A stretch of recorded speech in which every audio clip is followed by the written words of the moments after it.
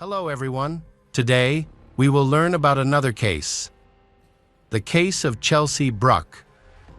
A party for 1,000 people seems like the perfect place to enjoy the festive atmosphere and have fun. However, horrors sometimes lurk just outside, bringing with them unsolved mysteries and hauntings. Chelsea Brooke was born in 1992 in Trenton, Michigan, USA. Her mother, Leanda, worked at a bank, while her father, Matthew, was a farmer. She is the youngest of 5 children. Chelsea has 3 older sisters, Jennifer, Megan, and Cassandra, and a brother named Nathaniel. She is especially close to Cassandra, who is only 2 years older than she is. But all of her siblings share a close and loving relationship. Chelsea's family exemplified a typical American household. They lived in a small town with a population of about 500 people, where everyone knew each other and crime rates were very low. Growing up on a 65-acre farm established in 1875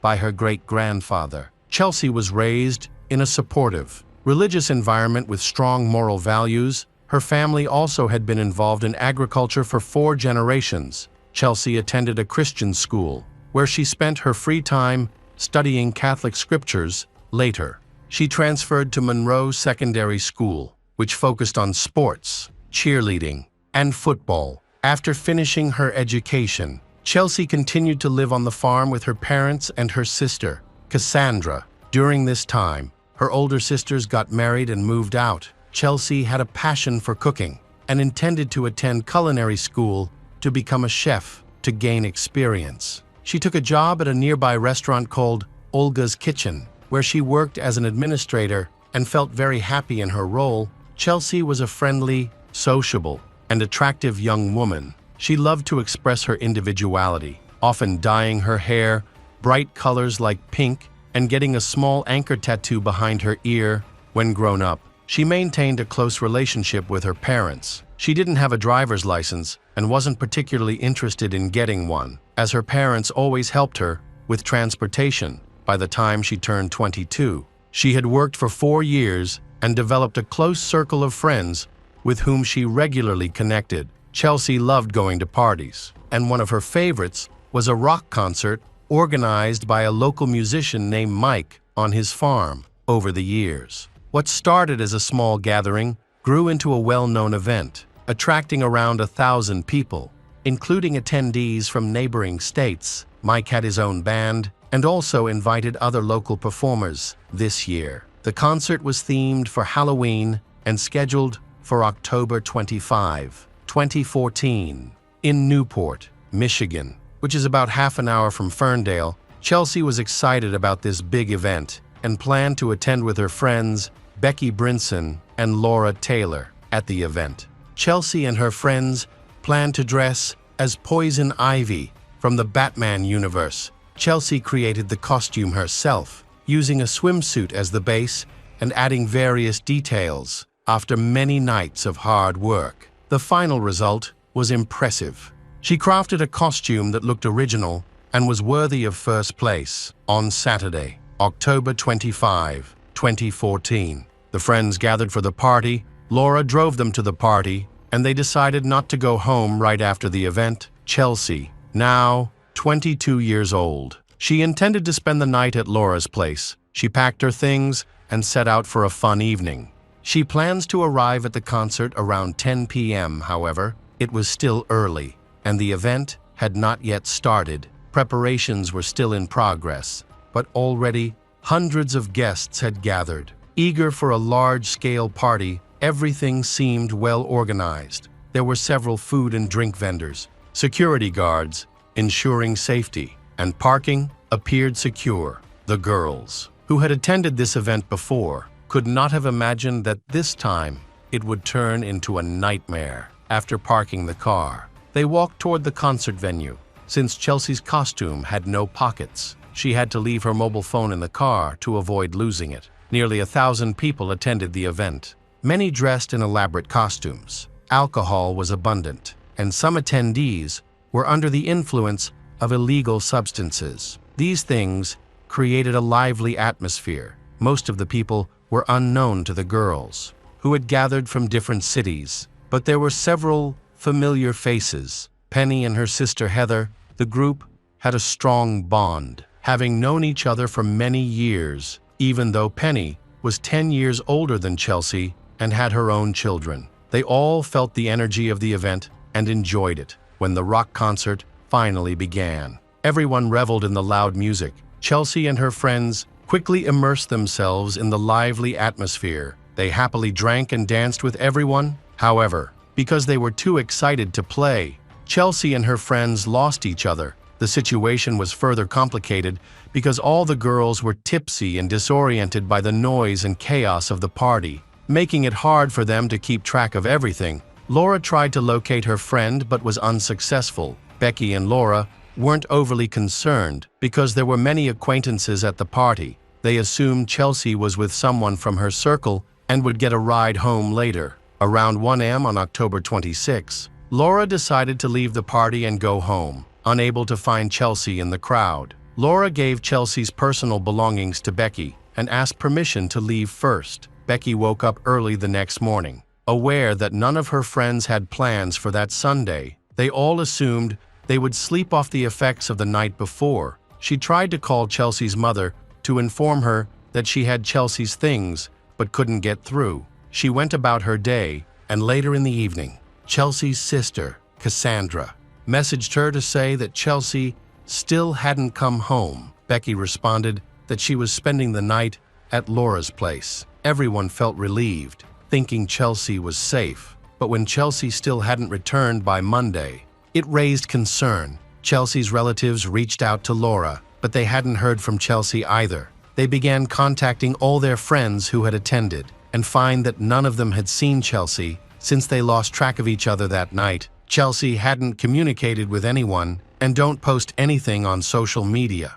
which heightened her family's concern. In a state of panic, they went to the Monroe County Police Station to report Chelsea missing. Initially, the police were reluctant to take the case because Chelsea was an adult, 22 years old, who had the right to make her own decisions, including leaving without informing her family. However, her relatives insisted that a search for Chelsea be initiated. Her mother feared that something terrible had happened to her. Immediately after that, detectives began looking into the circumstances surrounding Chelsea's disappearance and defined a search area between Newport and her family farm. As the search efforts continued, detectives sought the assistance of Mike, a rock performer and party organizer, and brought him in for questioning. He agreed to come to the police station to provide his account. Mike was not well acquainted with Chelsea and claimed he had no knowledge of her whereabouts. He did not arouse any suspicion, so he was allowed to go home. The detectives then spoke with the security guards who were present at the event.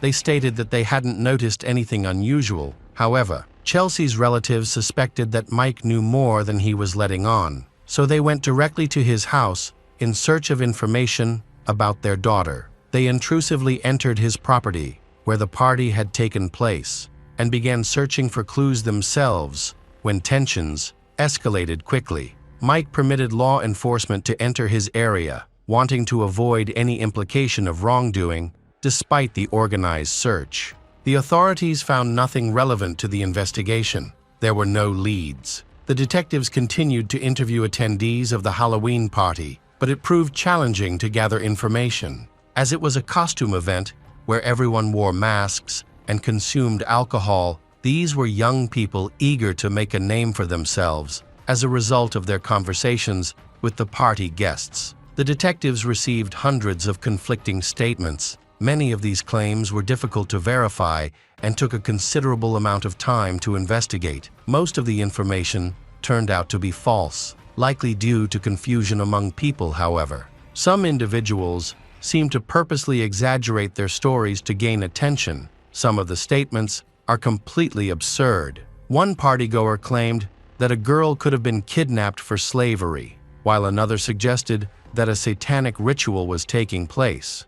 With the possibility of someone being burned alive, the case quickly gained widespread attention. Information, rumors, and falsehoods spread rapidly among local residents. The media was filled with alarming headlines. including wild speculations about victims of satanic rituals. This situation deeply affected the family of Chelsea and Mike, despite the outrageous nature of some claims. The police had to investigate all theories presented by the guests. They discovered that there had indeed been a fire near the stage, reaching heights of 15 to 20 meters. After examining the area, they confirmed that no human remains were found. Ruling out the possibility of ritual murder, the search lasted several days and involved many volunteers, but no evidence was discovered. The friends of Chelsea felt responsible for her disappearance since they had left her alone that night and hadn't begun searching for her earlier. They kept a close eye on her social media accounts,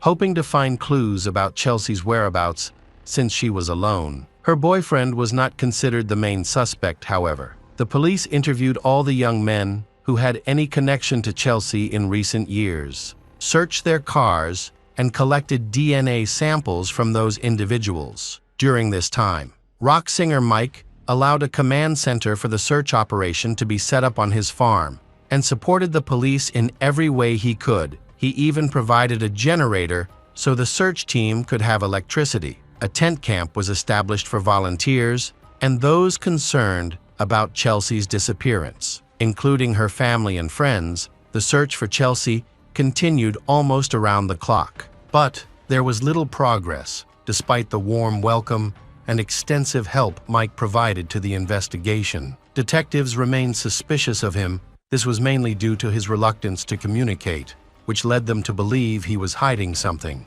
However, it was understandable why he felt this way, given the intrusive nature of the police presence on his property. Ultimately, all of Mike's belongings were searched, but nothing incriminating was found. The police suspect him of involvement in the incident because, before, when the police arrived, Mike was tackled to the ground, and they even threatened to shoot his dog. The reason for this incident was that when the police arrived, they found Mike covered in blood. It was later revealed that he had gotten dirty while rescuing his dog, which had fallen into a trap and was badly injured. He had carried the animal out of the woods in his arms. Mike was primarily at fault for hosting a party without ensuring the safety of his guests. As a result, he faced criticism from Chelsea's family and the police. Detectives learned from Gavin Hewlett, who provided new details to the investigators. He mentioned that a girl in the poison ivy costume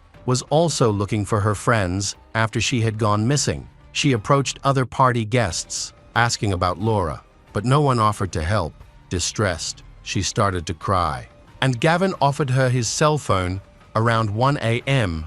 Unfortunately, she was unable to reach anyone and only managed to borrow a small amount of money. Chelsea felt very sad about losing her friends and being left alone. She declined his offer for a ride. Witnesses from the party reported that Chelsea arrived at the parking lot but felt stranded. Her belongings, including her phone, were left in the car, leaving her unable to contact anyone or find her friends. Consequently, around 2:45 a.m., Chelsea walked onto the gravel road leading from the parking lot, hoping to find someone she knew for a ride home. Although several people offered her assistance, she chose to decline their help and continued walking alone. This was the last time anyone saw her alive. Many attendees recorded videos and took photos at the party. The police gathered all available materials from the partygoers and are now analyzing thousands of images and videos. Some witnesses mentioned a man selling t-shirts that night.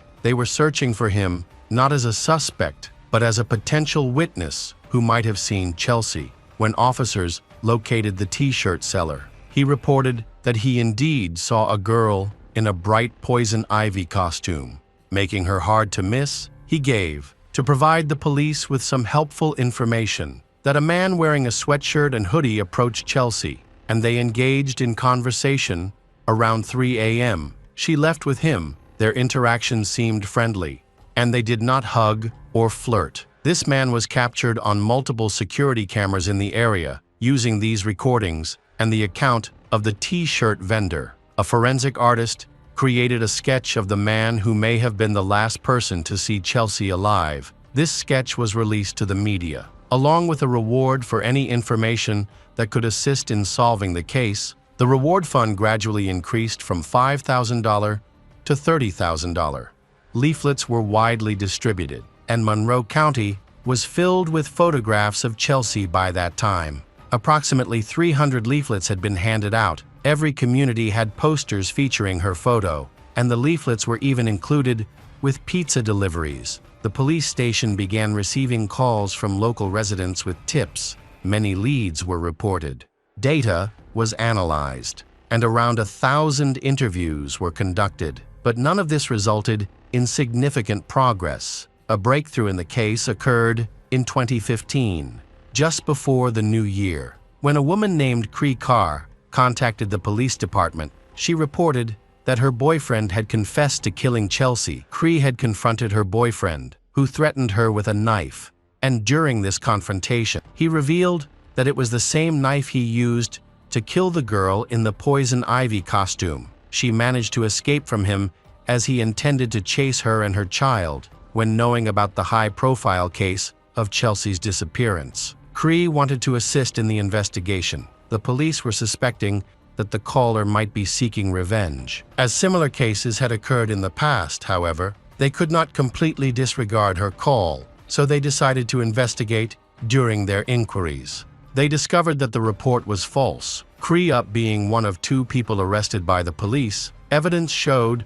that she was indeed a former acquaintance of Chelsea. The second individual detained was Harlan, a 19-year-old who claimed he intervened in a situation where 2 men were harassing Chelsea. He said attempting to rescue her before she was pulled into the fields. Later, Harlan confessed that his story was fabricated, and then the police received another call on March 22, 2015. A woman was cleaning her yard after winter when she found a red leather shoe without thinking.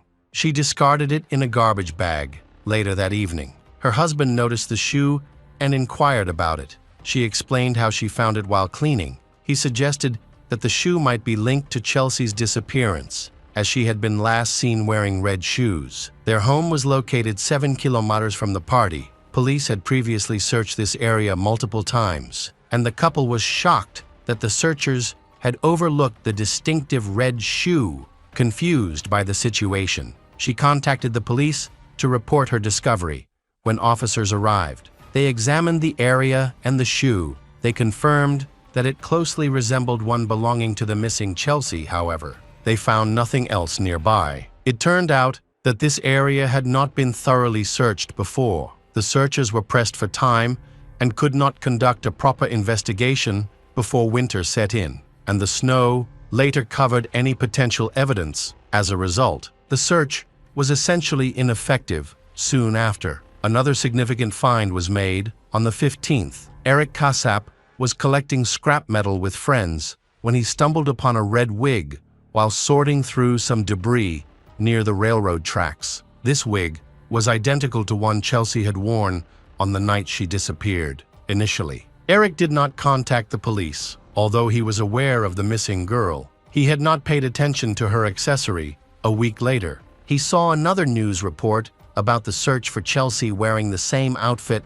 and realized that his discovery might be more important than he had first thought. He began to suspect it could indeed be linked to her disappearance. Despite his initial hesitation, he did not report the discovery to the police right away because he was worried that his DNA might be on the costume. He eventually told his sister about the costume, and she insisted that he inform the police. A week later, Eric reported the items he had found to the sheriff's department. The police went to the location he specified and discovered a carnival costume and Chelsea's wig. As a result, Eric became the main suspect. He shared all the necessary information with the police, including his DNA samples, and maintained that he had never met Chelsea. The investigators pressed him for details, but he continued to deny any involvement. Eric agreed to take a polygraph test and passed it successfully. Meanwhile, forensic experts examined the outfit.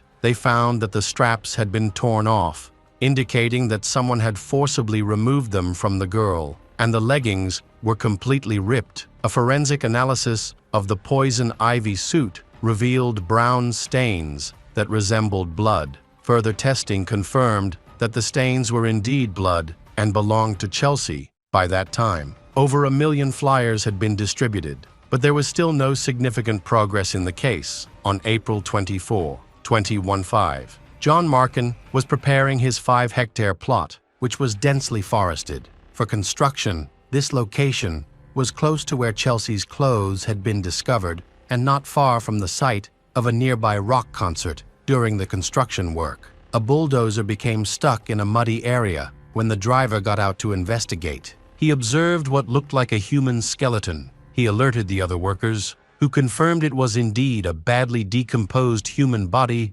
without a face. Construction was immediately halted, and the frightened workers contacted the police. The driver informed the dispatchers that he had found human remains. John suspected it might be Chelsea, who was the focus of an extensive search in the vicinity. A piece of the remain clothing had been found, and the remain had light hair. When police to arrive at the scene, where they discovered a remain hidden in the underbrush and covered with branches and leaves. Right away, they were sent for forensic examination, and dental records were used to identify the body as that of Chelsea. The forensic expert concluded that Chelsea suffered a brutal death. Her murder was particularly cruel. Her jaw was severely disfigured, literally broken in two, and the bones around her eyes and nose were crushed. Many of her teeth were also knocked out. The cause of death was determined to be a head injury from a strong blow with a blunt object. Additionally, evidence indicated that she had been abused before her death. DNA from the perpetrator was found on Chelsea's body and entered into the police database. But there were no matches. Due to the poor condition of the body, more information could not be obtained. Therefore, the investigation for some time reached a dead end until 2016. When a DNA match was found in the police database, it belonged to Daniel Clay from Monroe County. His DNA was included in the database due to issues related to child support. Daniel had a troubled childhood. His mother was incarcerated shortly after his birth, and he was raised by foster parents in a local orphanage. He later developed a substance abuse problem after failing to secure stable employment. One of his former girlfriends became pregnant, but he denied paternity and did not provide child support. Daniel had a history of criminal behavior, harassment of women, and banned substance trafficking. Yet for some reason, his DNA had not been collected for the police database until now.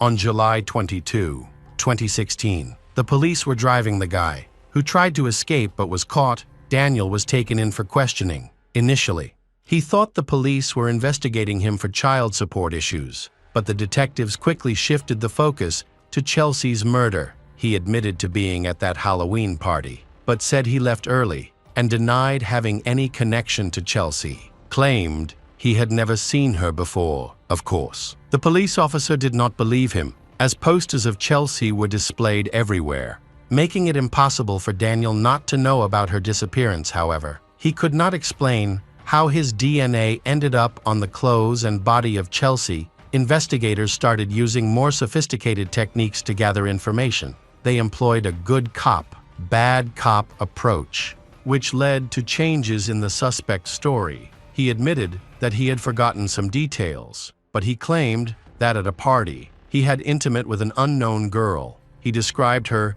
as wearing some kind of suit and said he didn't get a good look at her. The suspect mentioned that he got into a car with her, and after their encounter, they parted ways. However, this statement is obtained because he mistakenly believed that male fluids were found on the remains. In fact, the police did not locate any such fluid, but they did find his skin cells on Chelsea's remains, and on the straps of the poison ivy suit. His DNA was also discovered on the leggings, which were torn along the seam. This evidence suggested that the act was not consensual, and the police had not informed him about any intimate contact with the victim. Only a small group of investigators was aware of this information. Daniel eventually admitted to the crime after the suspect changed his story multiple times. Initially, he completely denied knowing Chelsea and claimed he had not been with anyone that night. However, during another interrogation, his account shifted again. This time,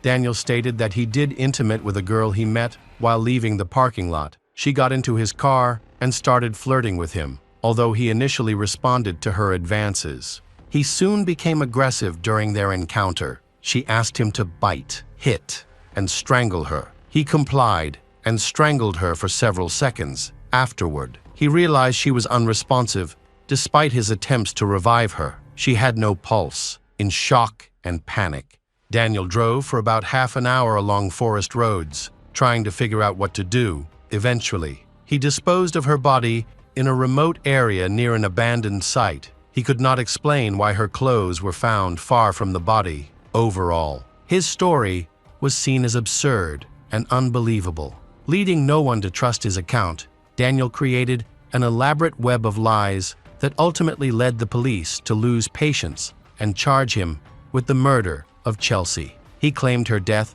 was an accidental result of a moment of passion, insisting on his innocence until the end. However, the medical examiner contradicted his claims, stating that the actual cause of death was a blow to the head from a blunt object, exposing his entire narrative as false. Daniel's girlfriend testified in court, saying she had never seen any signs of cruelty in him and found it hard to believe he could commit such an act. Meanwhile, another woman revealed that Daniel had confessed to her about the murder. The prosecutor argued that, on the night of the incident, Daniel spotted Chelsea walking alone and defenseless. He deceived her into getting into his car, then abused and brutally beat her to death. They was unable to clarify why the girl's suit and wig were found in one location. One shoe was found in another, and her body was discovered in yet another place. There were many unanswered questions in this case.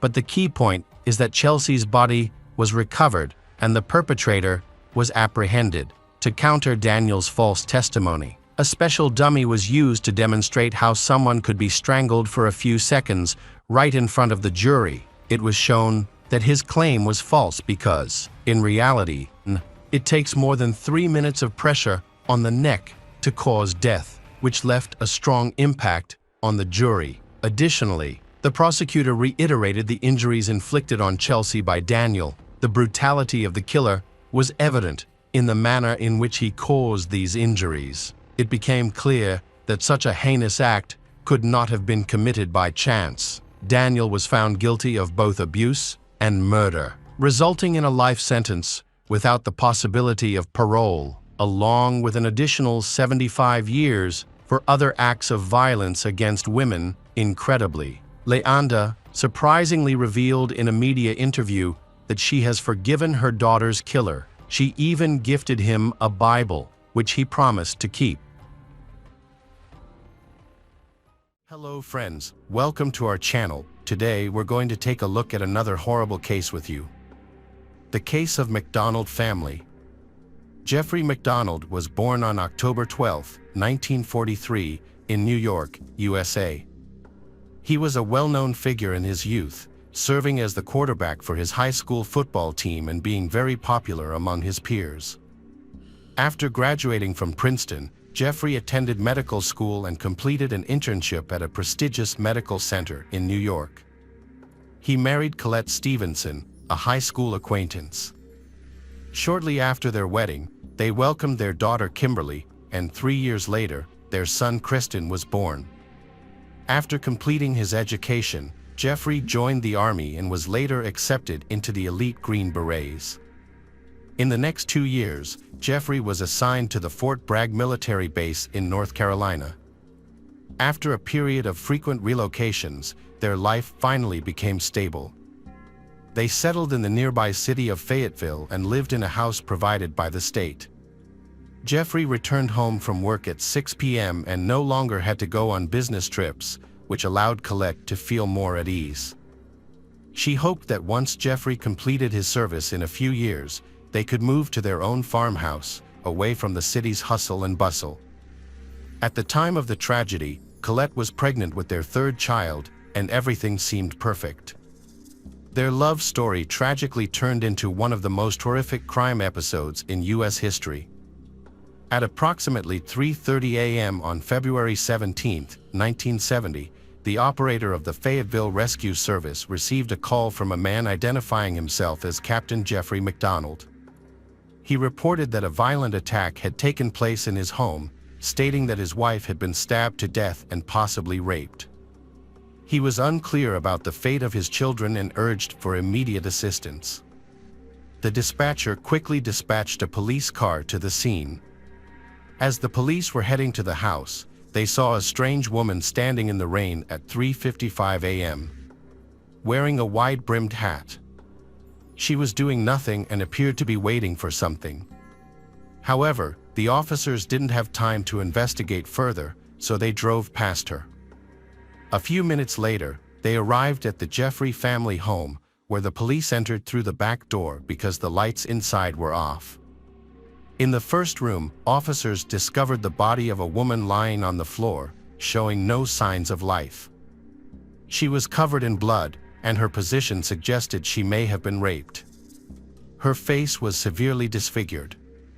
She lay on her back next to her injured husband. As the first officer approached, Jeffrey urgently inquired about the fate of his children, whom he had heard screaming but could not get to. Another police officer searched the other rooms and found a brutal scene in the children's bedroom, where they discovered the mutilated head of 5-year-old Kimberly, with her neck and upper body also bearing multiple stab wounds. In another room, 2-year-old Kristen lay on the bed, suffering from multiple injuries to his back and chest. Jeffrey was in serious condition, having been stabbed in the head and upper chest. At one point, he lost consciousness, but a police officer was able to revive him to gather information about the incident. Jeffrey reported that 3 men and 1 woman had broken into the house. He suspected they were hippies, noting that one of the men was dark-skinned and wore a jacket with a sergeant's insignia. He also described a suspicious woman in a hat whom the police had encountered earlier, but unfortunately, it was too late to find her that night. Jeffrey was the only survivor of the attack that night, while the others sadly did not make it. He received first aid to treat his wounds, including a serious lung injury, and was given a sedative. Once stabilized, police spoke with him about the incident. He recounted that he and his wife had shared a glass of orange juice mixed with alcohol that evening. Since their daughter was sleeping, he decided to sleep on the couch in the living room. Jeffrey falls asleep in front of the TV but suddenly wakes up to intense pain. He is being attacked by 3 unidentified assailants. A woman in a hat stands to one side, holding a flashlight or candle, watching the attack. Jeffrey thinks the attackers look like hippies on drugs. The woman gives orders to the men. Chaos then erupts, and Jeffrey loses consciousness. When he regains consciousness, he finds his wife unresponsive. He tries to give her first aid, but to no avail. Desperate to get to his children, he finds himself unable to move due to his injuries, so he calls 911. The Army Criminal Investigation Department sent the most inexperienced the staff to the scene. After examining the area, he concluded that Jeffrey's story was not true. The officer found the story of Jeffrey, with the hippies, unlikely. He found no evidence that others were present. After this decision, the investigation shifted its focus to proving Jeffrey's guilt. The head of the Macdonald family was arrested and Jeffrey was charged with 3 counts of criminal conspiracy. The case quickly turned into a disaster. From the outset, Jeffrey's defense attorneys aimed to assess the professionalism of the police during the search of the house. Through cross-examination, it was discovered that numerous violations had occurred. The procedures used had compromised the integrity of the evidence and the crime scene. The area had been essentially trampled, making it extremely difficult to identify any traces left by the criminals. This situation allowed the defense to argue that the prosecution's conclusion about Jeffrey's involvement in the crimes was incorrect, and that the killers were strangers, hippies. Jeffrey was a devoted family man, a caring father and husband, and a respected professional. As a result, he had many supporters, including colleagues who believed in his innocence. They felt there was no motive for the murder and found it hard to believe he would harm himself just to fake a near-death experience. His grandfather, Freddie Cassap, was so upset that he started a nationwide campaign to prove Jeffrey's innocence. Meanwhile, an article criticized the military justice system for holding closed hearings that excluded the public and the media. The situation did not improve. The trial remained hidden from public view, with more evidence later presented to the Supreme Court highlighting police incompetence. The investigation was sloppy. The ambulance driver tampered with evidence at the scene and even stole Jeffrey's wallet while police were present. An Army doctor compromised crucial evidence, including hair samples needed for comparison. Fingerprints were mixed up with various items such as a phone and a baby bottle. Most of the people involved in the investigation were inexperienced and unprofessional. The number of violations identified continued to grow with each minute of questioning. The investigation received an unexpected tip about a young woman seen on the street in the rain, wearing a wide-brimmed hat. Her name was Helena Stokely. Helena was the daughter of a retired Army officer and had a troubled connection with the criminal world. While she was a police informant, she was also deeply involved in the hippie culture and had been selling illegal substances for many years. The police interviewed Helena and obtained valuable information about her associates. However, serious mistakes occurred during the interrogation. Notably, the police failed to record the conversation, which was necessary for presenting evidence in court. The inexperienced police claimed that the investigation into Helena's involvement was still ongoing. However, the situation worsened so much that the police simply did not know where she was. She fled when everyone realized the full scale of the incompetence that was committed during the Army investigation. The investigation must start all over again on all issues. Despite this, the military leadership still kept the hearing closed to the media. Meanwhile, one police officer chose to share information with journalists about the mistakes made by the Army Commission of the Armed Forces. This angered the military leadership even more. While everyone else believed he was innocent, the military commission refused to acknowledge their own incompetence. Unfortunately, they held significant power and were unwilling to back down. They asserted that, although there was no clear motive for the crime, Jeffrey might have used substances that could provoke aggression and potentially lead to murder. Contrary to the prosecution's allegations, witnesses began to testify that Jeffrey was a loving husband and father. The defense presented a large body of evidence in support of this view. Furthermore, at the time of the massacre, Jeffrey was in a stable mental state. Only a small amount of alcohol was found in his system, which would not have significantly impaired his judgment or led him to commit such violent acts. Along with friends and family who testified, qualified experts, including a psychiatrist, evaluated Jeffrey and concluded that he was sane and had no homicidal tendencies toward his family. Even the civil police believed that Jeffrey was innocent due to the lack of evidence against him. His mother had to sell their house to afford legal fees. Ultimately, he was cleared of charges due to insufficient evidence. However, this did not stop the Army Commission from reopening the investigation later on. The military police promised to persist in their efforts to convict Captain Jeffrey Macdonald, regardless of the previous investigation's flaws. They believed that their earlier mistakes did not rule out the possibility of Jeffrey's guilt. The situation was not serious and did not significantly affect the outcome. Jeffrey resigned from the U.S. Army. Disillusioned with the military, he began a campaign to expose the armed forces through the media. However, he was unaware of the powerful enemies he was facing and the dangers that would be placed upon him. Meanwhile, the police found Helena Stokely. She claimed to have witnessed the murder of the Macdonald family, allegedly committed by her friends. Helena was willing to testify in court, hoping to be granted immunity from prosecution. Her testimony was verified through a lie detector test. Despite this, the military leadership refused to consider any other suspects, focusing solely on Jeffrey and preparing to charge him again. In the summer of 1971, Jeffrey and a friend moved to Long Beach, California, in search of a fresh start.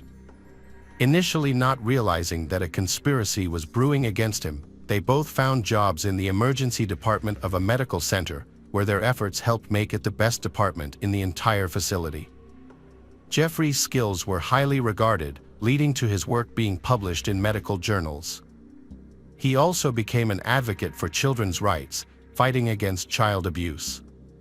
The military prosecutor's office continued to reopen the case, and on the grounds that they had obtained Jeffrey's psychiatric reports, he was charged again. The trial was scheduled for mid-1979 and a smear campaign began. It was a high-profile case, and from the start, the armed forces were formed to fight Jeffries. And at that time, people from the highest echelons of power rallied against Jeffrey, a former Army captain. Assistant U.S. Attorney James Blackburn wanted to use the case as a springboard for his career. He was later convicted of forgery, fraud, and embezzlement. But at the time of the triple murder retrial, Jeffrey's reputation was impeccable. The assistant prosecutor had concealed evidence that proved Jeffrey's innocence. And the Attorney General was not even allowed to conduct his own independent examination of the evidence collected or review the case file. It was clear that the judge was biased toward the prosecution, which affected the outcome of the trial. Any evidence that could have proven that Jeffrey innocent was not presented to the jury or provided to Jeffrey's attorney. For example, the victim was found holding 5 strands of light-colored hair. The prosecution claimed that these hairs came from a doll owned by the victim's daughter. However, they actually belonged to Helena Stokely, who was wearing a light-colored wig that she removed shortly after the murder. Additionally, a hair belonging to Jeffrey was found in the victim's hand, but since he lived there, this was not unusual and could have been a coincidence. This evidence did not prove Jeffrey's guilt. The skin particles found under Kimberly and Kristen's fingernails were not their father's and were identified as belonging to the attackers. However, the particles were never analyzed and eventually disappeared. This evidence, along with much else that could have proven Jeffrey's innocence, was deliberately ignored at trial. A key part of the prosecution's case was the pajama fibers found on the chisel believed to have been used to kill Jeffrey's children. The prosecution claimed the chisel was the weapon used and contained particles from the clothing Jeffrey was wearing when police found him on the night of the triple murder. Years later, it was discovered that these claims were false. Police found several black fibers on the chisel that matched those found on the bodies of Kristen and Kimberly. However, these fibers did not match any of the clothing from the Macdonald's home. Additionally, wax droplets were found at the crime scene that did not match any of the candles from the victims' homes. These wax droplets were actually used by Helena Stokely in her rituals. Helena claimed to be a witch and practiced magic, which became a key factor in the case. The prosecution made a strong claim that fibers from Jeffrey's pajamas were found in Colette's hair. However, this claim was later proven to be false. The defense attorney, Jeffrey, was unable to object to this assertion at the hearing because it had never been mentioned before. There were also other false pieces of evidence, including claims of bloody marks on the couple's bed sheets, which the prosecution argued indicated that the husband had dragged his wife's body. It was later revealed that these bloody marks did not exist. Furthermore, the prosecution was unaware of important information at the hearing. Specifically, the prosecution was unaware that Helena Stokely had contacted the FBI in 1978, claiming that she was involved in a triple homicide while she was being treated for depression and had attempted to end her life in the hospital. During the trial, Helena said that on the day of the massacre, she was with her boyfriend Greg Mitchell and some soldiers from Fort Braga. They were all using drugs, and according to her, they lost control. Helena mentioned that she called the Macdonald family's house late at night to check if everyone was home, but she couldn't remember what happened afterward. The military police then approached her, and she felt so intimidated that during the second trial, she was unable to recount events between midnight and 5 a.m. However, she did acknowledge having a hat and a light wig, which were later destroyed because they could potentially serve as evidence against her. At trial, Helena claimed she had been present at the massacre, holding a candle and muttering strange incantations. However, she maintained that she had not harmed any of the Macdonald family. She felt sick when her friends were near the children, prompting her to flee the house. It is thought that the murders were not random. Helena's friends may have been motivated by revenge. The soldiers were angry that Dr. Jeffrey had refused to give them illegal substances. Helena passed a polygraph test 3 times, and her statements were validated. Despite this, her testimony was deemed unreliable. The judge imposed restrictions on providing information about Helena and her soldier friends, which became one of the obstacles for Jeffrey's defense. The defense relied on the psychological profile and personal qualities of the accused to convince the jury of his inability to commit murder. The judge allowed the use of previously collected data, but only if Jeffrey underwent another examination by a psychiatrist. This request was of course a trap, as the psychiatrist had been cooperating with the military for 8 years while the investigation was ongoing. The prosecutor's office, eager to put Jeffrey behind bars for good, asked the doctor to make a finding. After a brief interrogation, the doctor declared Jeffrey a psychopathic murderer. Ultimately, the court refused to allow the use of Jeffrey's previous psychiatric records, which had been obtained from another psychiatrist. Instead, the jury was presented with the new psychiatrist's report, which had a devastating effect on the defense. The prosecution replaced Jeffrey's rosy image with that of a true monster. The jury found Jeffrey Macdonald guilty of murdering his wife, Colette, and their 2 children, Kimberly and Kristen. Sentenced him to 3 life terms. Even with this, the revenge of the military police leadership was not over. After learning that Fort Braga soldiers had a serious problem with illegal substances, the unit's leadership was unprepared for such problems, which coincided with the emergence of the burgeoning hippie movement. Under Jeffrey, the situation became more difficult for the soldiers to access, which made them unhappy. Later, some gathered to go to Jeffrey's house to take revenge. Helena's guilt was unquestionable. Even her husband, whom she married in the 80s, believed she was involved. He thought she hadn't committed murder but was likely a witness the incident. Helena shared many details about the crime scene that had never been made public at the time. The girl was present in Macdonald's house on that fateful night, and this is well established. She underwent 3 polygraph tests, all supporting her account of being there. Her testimony was also recorded on video. According to her, when they entered the house, they forced Jeffrey to write a prescription for Zach, which led to a fight that resulted in the murder of Jeffrey's family members. Jeffrey was left alive, turned into a martyr. The criminals wrote "Death to all pigs" on the wall, likely trying to imitate Charles Manson, who was widely known at that time. Helena passed away at the age of 30 due to complications from liver disease. This incident occurred in 1970, and Helena's testimony was recorded with the judge's approval. At the time of the triple murder, her boyfriend, Greg Michel, was a soldier struggling with post-traumatic stress disorder after returning from Vietnam. As a result, he started using drugs heavily and had to enter treatment once more due to his addiction. He later admitted to a friend that he was involved in the Macdonald family's murder. At the crime scene, several pieces of evidence were collected, including Greg's blood and hair samples. It was noted that he was left-handed, and an independent expert determined that the knife wounds were likely made with the left hand.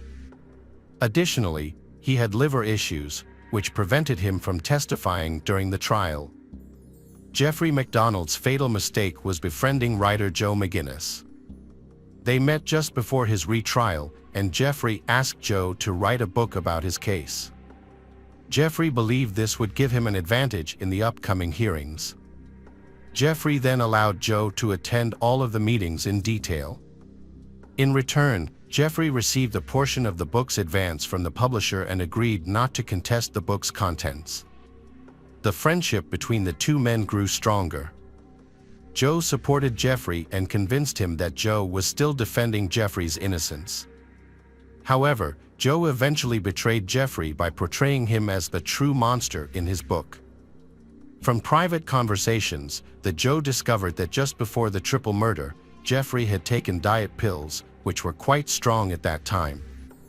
Although this was an isolated incident, Joe exaggerated the situation, suggesting that Jeffrey was taking 3 pills daily, which could have led to a serious overdose.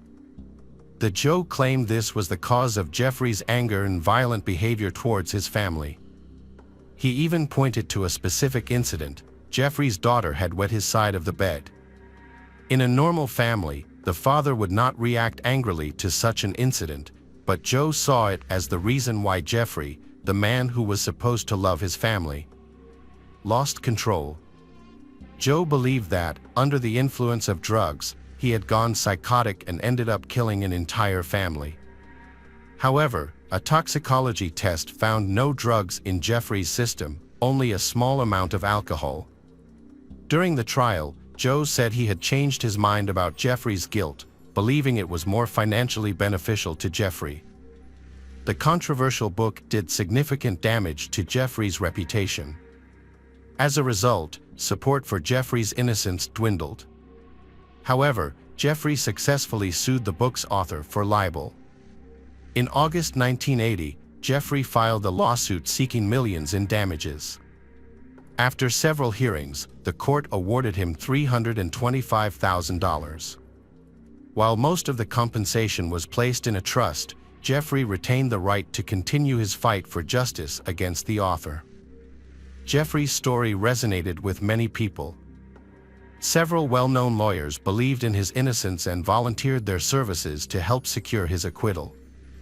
Despite their efforts, numerous appeals were rejected in 1989. However, during the trial and the review of the court's decision, new evidence emerged that supported Jeffrey's claim of non-involvement in the triple murder, including results from examinations. Unfortunately, the same judge presided over the proceedings. This judge continued to hinder the defense team, demonstrating a lack of impartiality throughout the case. A significant breakthrough during this time was the advent of new DNA testing technologies that allowed Jeffrey's defense team to conduct their own analyses. Sadly, at this stage, the judge repeatedly obstructed the lawyers' efforts to seek justice. Information about Helena Stokely finally emerged. A video of her testimony was made available to the lawyers. By this point, Jeffrey, the wrongfully convicted man, had spent 20 years in prison but had never stopped fighting for his freedom. Meanwhile, the military prosecutor's office continued to resist, attempting to dispute all the new evidence. Additional witnesses were found, some of whom had been intimidated and coerced into supporting the prosecution. Stokely, the Macdonald family's nanny, admitted to the prosecution that she had been at the Macdonald's home during the murders. She also revealed that the prosecution had threatened to prosecute her if she testified in court, which discouraged her from speaking out. Prosecutor Blackburn was eventually convicted of several charges, including forgery, theft, and embezzlement, and was remanded in custody in January 2006. New evidence came to light, suggesting a possible retrial. First, a videotaped confession by Helena Stokely was made public, followed by the release of evidence supporting Stokely's claim. DNA testing showed that hair and tissue found on the victim did not match anyone known and belonged to a stranger. In March 2006, a man came forward to the police, claiming that he had been drinking regularly at a bar with a man who had confessed to the Macdonald murders. This man turned out to be Lena's boyfriend, Greg Mitchell. The last time he had heard details of the case was a few weeks before Greg's death. The cashier at the store near the house, Jeffrey, claimed that he saw a group of hippies enter the store the morning after the murders. They looked unkempt, were covered in blood, and were talking to each other about the crime they had committed. However, they then threatened him with his life. The cashier recognized Greg and Helena among this group. An employee at the rehabilitation center where Greg Mitchell was treated also claimed that he had repeatedly confessed to her that he had killed the Jeffrey Macdonald's wife and children, even writing his initials on the wall of the center. Unfortunately, all of this evidence was ignored by the court. 54 years have passed since the tragic murder of the Macdonald family. Defenders at the Supreme Court are still trying to prove Jeffrey's innocence by filing appeals. His most recent appeal against his conviction was in 2021, but was dismissed. Jeffrey remains in prison but still holds out hope that he will one day be free again. While in prison, he met Catherine, an activist involved in the innocence movement, and they developed a relationship. She visited him regularly and eventually married. Catherine runs a website dedicated to Jeffrey's case, working to secure his release. The 80-year-old, who has spent most of his life in prison, argues that those who actually committed the crime are still walking free.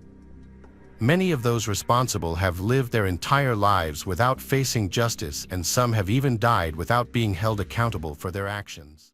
Welcome back, mystery lovers. Today's case is going to keep you on the edge of your seat. The case of Amy Carnavale. Amy Carnavale was born on April 13th of this year in Beverly, Massachusetts, USA. Her father was a science teacher at a local school, and her mother worked as an investment consultant. Amy had a brother, Christopher, who was born 4 years earlier. Their family was very close-knit, supporting each other during difficult times. However, a few years after Amy's birth, tensions began to rise in the family. Eventually, her parents decided to divorce. At the time, Amy was just 6 years old, and the news was a huge shock for her. She struggled with her feelings for a while but eventually came to accept the situation. When she started school, it marked a new hopeful chapter in her life. Throughout this period, her family maintained their connection with her, which helped ease the emotional effects of her parents' separation.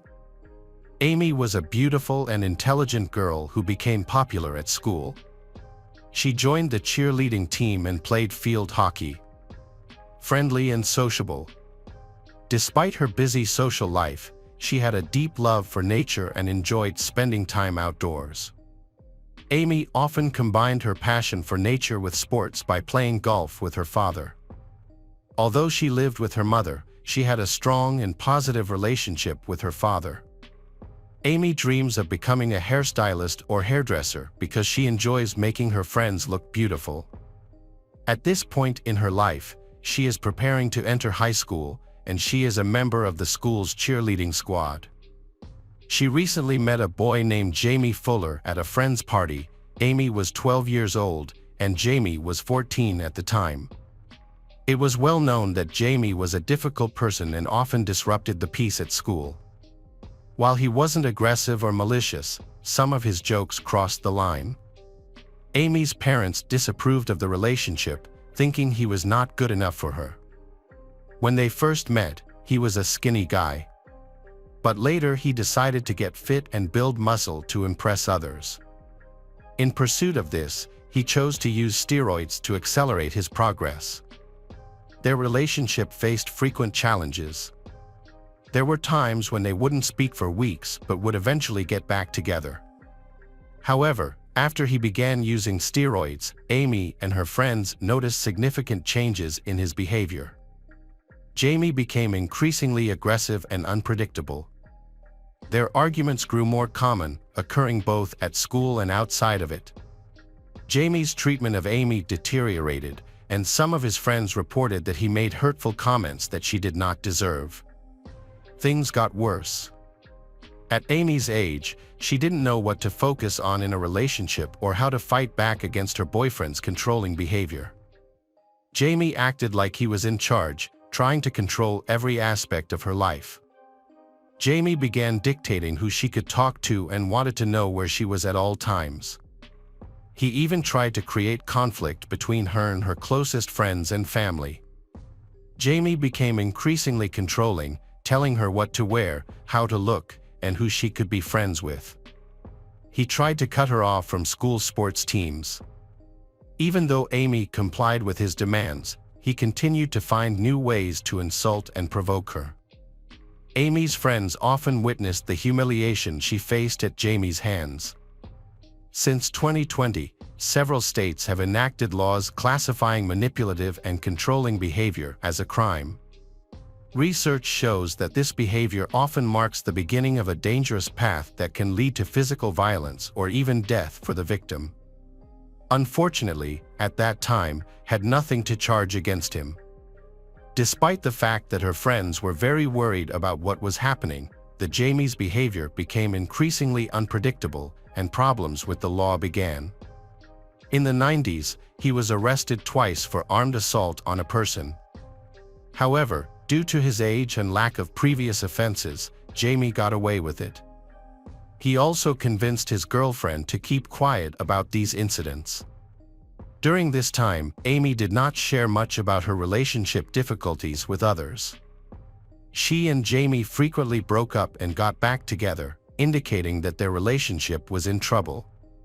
Jamie eventually left and Amy informed her friends of the breakup, but they reconciled soon after. Amy rarely shared her problems, partly because she was raised by her mother, who worked long hours and could not fully deal with her daughter's personal problems. Therefore, Amy kept her feelings to herself. At the same time, they were dealing with housing issues after a long period of renting. During this time, Amy stayed with various friends and lived with Diane Viggers, one of Jamie's ex-girlfriends. Despite this relationship, they became good friends. The situation was expected to improve on September 5, 1991, when Amy, her mother, and brother prepared to move into their new home.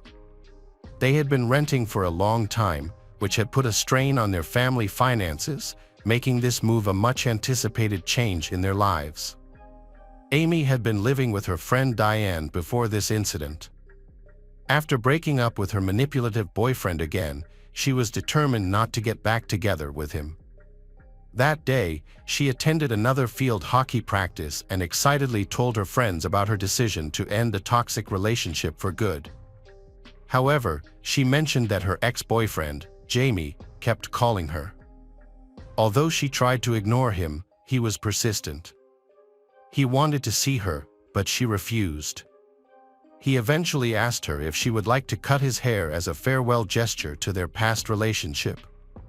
After some consideration, she agreed and made plans to visit Jamie that evening, planning to return home a few hours later. Amy did not come home on time, and Diane was very worried about her. Amy was only 14 years old, so the delay made her friend increasingly worried. Diane called Amy's mother, and she could not find her daughter either. Their concerns increased when they discovered that Amy had left her purse and personal belongings behind, indicating that she did not intend to be gone for long. After waiting until morning, they decided to contact the police. After arriving at the police station, Amy's mother made plans to meet Jamie, whom Amy was supposed to meet. Jamie was cooperative from the start. He spoke to both the mother and the police and answered their questions openly. He even joined in the search efforts in the area. Despite being the prime suspect in Amy's disappearance, no evidence of her has ever been found. Searches of Jamie's home and car have turned up nothing. On August 28, 1991, an anonymous informant contacted the police station, claiming to know the location of Amy's body. This revelation caught the police's attention, and they were keen to find out the identity of this informant and the source of his information. The informant was identified as 19-year-old Michael Melita, a friend of Jamie's.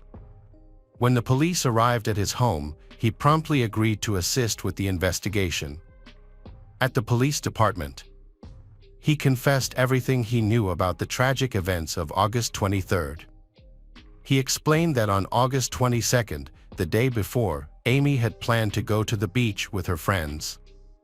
Jamie discovered her plans and grew angry. Fearing that there would be other guys at the beach party, his jealousy intensified. He felt restless and wanted to control Amy.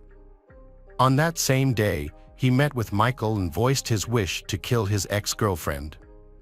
Multiple individuals were aware of Jamie's harmful intentions, yet none reported these plans to the police. They failed to warn Amy or her parents about the potential threat. On the evening of August 23rd, Amy visited her ex-boyfriend's house, thinking she was just there to get a haircut. However, she found 3 other boys there: 15-year-old Dominic Scola, 19-year-old Michael Melita, and 17-year-old Scott Ward. Just before Amy arrived, Jamie took out a large knife and showed it to the others, saying it was for his ex-girlfriend. He then placed the knife on a dresser. Jamie then suggested that the group take a walk in the nearby woods. During the walk, he and Amy went ahead while the other 3 lost sight of them. Michael confessed that he didn't completely believe Jamie's intentions to harm Amy, but no one felt brave enough to stop him because they were scared. Ultimately, Michael was the only one who ran to the location where Jamie and Amy had gone. He discovered Jamie covered in blood. Amy suffered multiple stab wounds on her chest, back, and stomach. Despite her injuries, she attempted to get up and escape, but her attacker was relentless. Michael mentioned that he didn't hear her screams until it was too late to help her. After Amy, who had her throat cut, collapsed, she continued to fight for her life. In that moment, she managed to say, "Jamie, I love you," which only enraged her attacker further. Jamie then began to stomp on her head. Afterward, Jamie, covered in blood, returned to his friends and described the events in detail while waving a bloody knife. Michael noted that everyone was afraid of becoming the next target, so they supported Jamie's actions. They all went home together, where they spent several hours drinking and talking calmly. Jamie took a shower to wash off the blood and changed his clothes.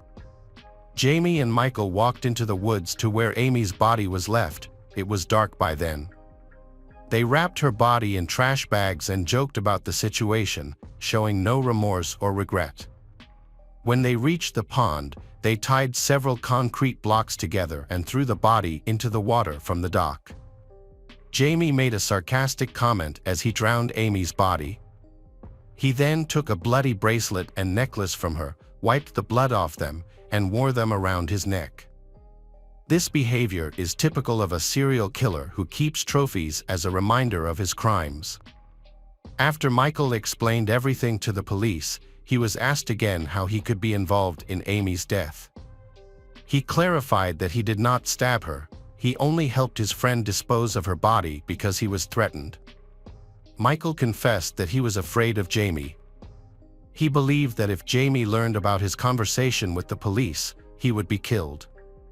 According to Michael, at first, the group thought the idea of murder was a terrible joke, and they only grasped the seriousness of the situation when it was too late.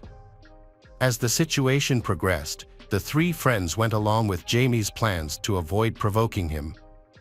On August 28, the informant was taken to the pond he had described. Michael pointed out the spot where the body was disposed of. Around 7:30 a.m., divers discovered Amy's body, which was in a shocking condition. It was evident that she had been murdered violently. The forensic expert identified that she was wearing the same clothes she had on the day she went missing. Analysis confirmed that she died on Friday, the evening she disappeared. Additionally, experts validated all of Michael's statements about the injuries on her body. They found about 10 stab wounds and a severe cut to her throat. The police could not find Jamie. Jamie's mother said she did not know where he was. So the police decided to interview the young people that Michael had mentioned. It turned out that they had known about the murder plan for over a year. During this time, the couple frequently broke up and got back together after Amy decided to leave Jamie.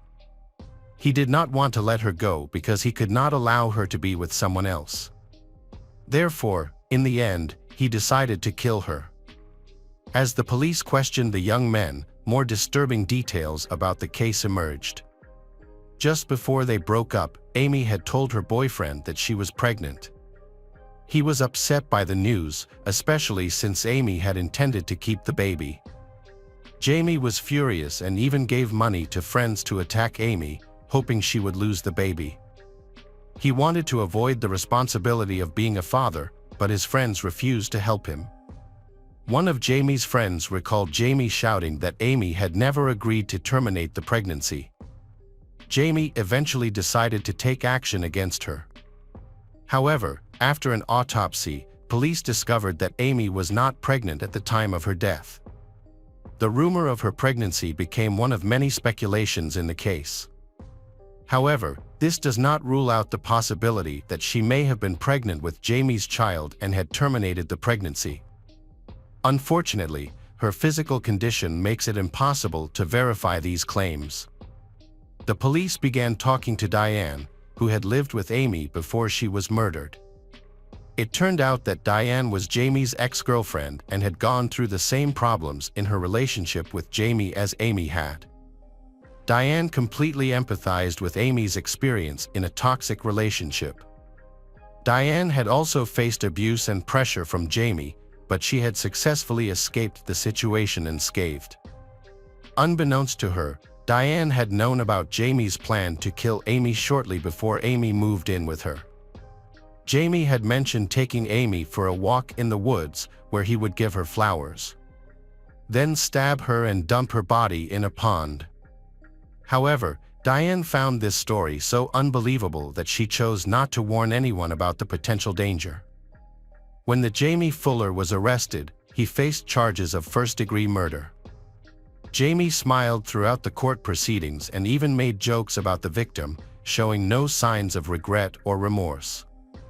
During his interrogation, he remained calm and attempted to shift the blame to his friends for Amy's murder. However, when other people close to the victim were questioned, it came to light that Michael had boasted about helping Jamie dispose of the body after the murder. He was subsequently arrested for being an accomplice. It was obvious that the remaining two friends could have been witnesses to the massacre but never reported it to the police. They also knew about their friend's intentions, which he had openly discussed. Nearly a year after Amy's funeral, a witness named Scott Ward gave an interview to a local newspaper. He expressed disbelief over the events and felt guilty for not sounding the alarm sooner, which might have prevented the tragedy. At that time, he was already under investigation. Other teenagers suggested that Michael was not as innocent as he appeared. They claimed he encouraged the murder of the girl and hinted that his involvement in the crime could be more significant than he admitted. Ultimately, the police determined that only Michael and Jamie were responsible for the murder, while the others were not connected to the crime and were not arrested. Public outrage grew as people needed to know the truth and find ways to protect their communities from criminals who would harm schoolgirls for no reason.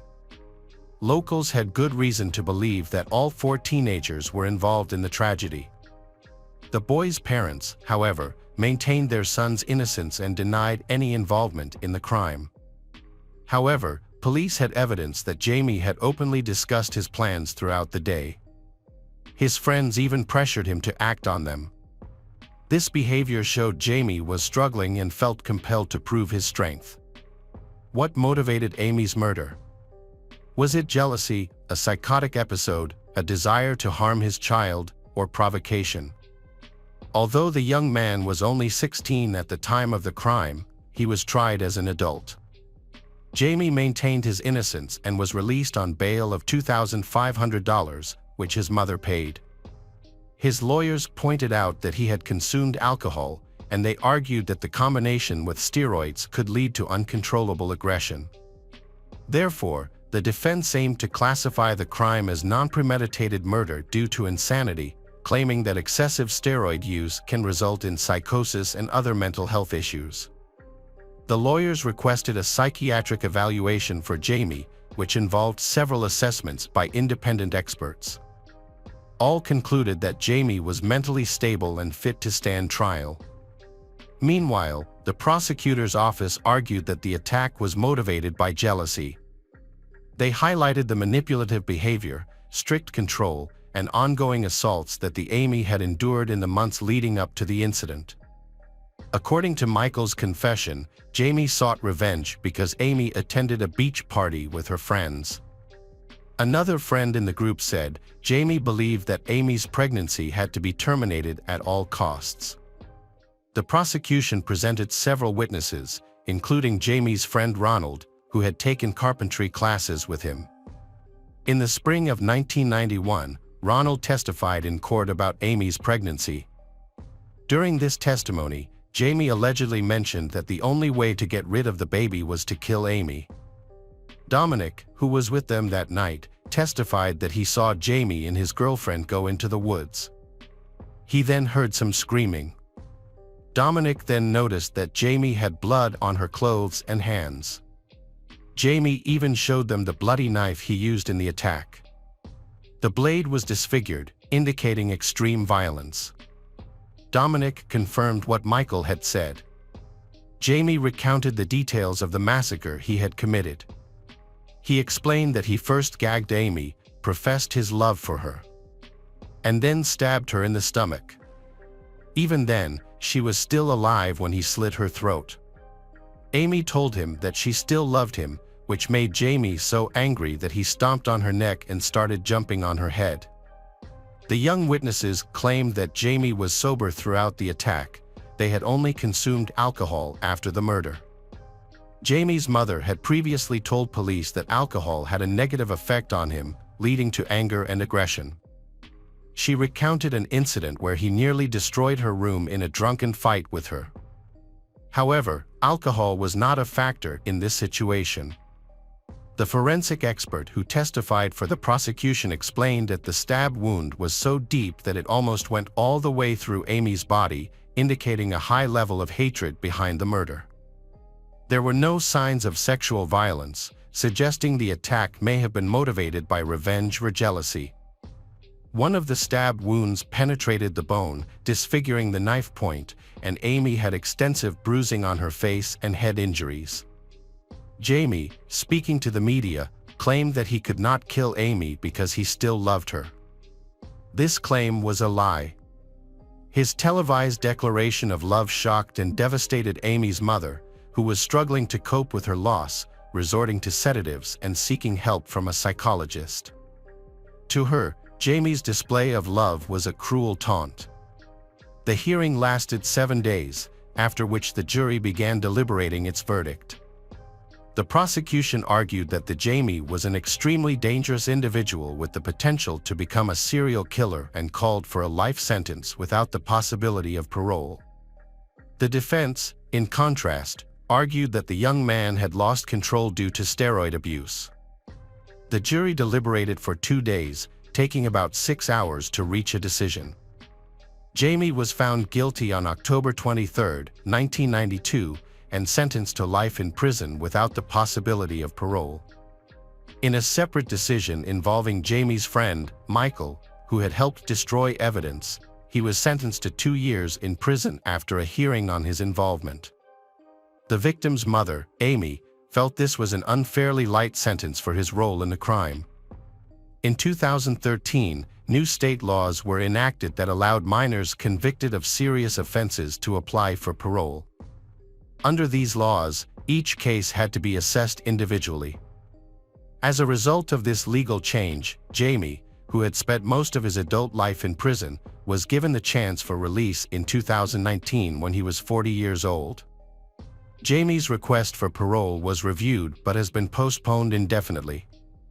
The family of the brutal massacre victim has repeatedly appealed to law enforcement, demanding that this brutal man not be released under any circumstances.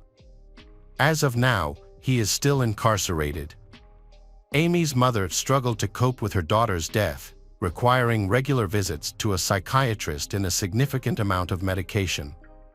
In 2009, her health declined rapidly, leading to her passing at the age of 57.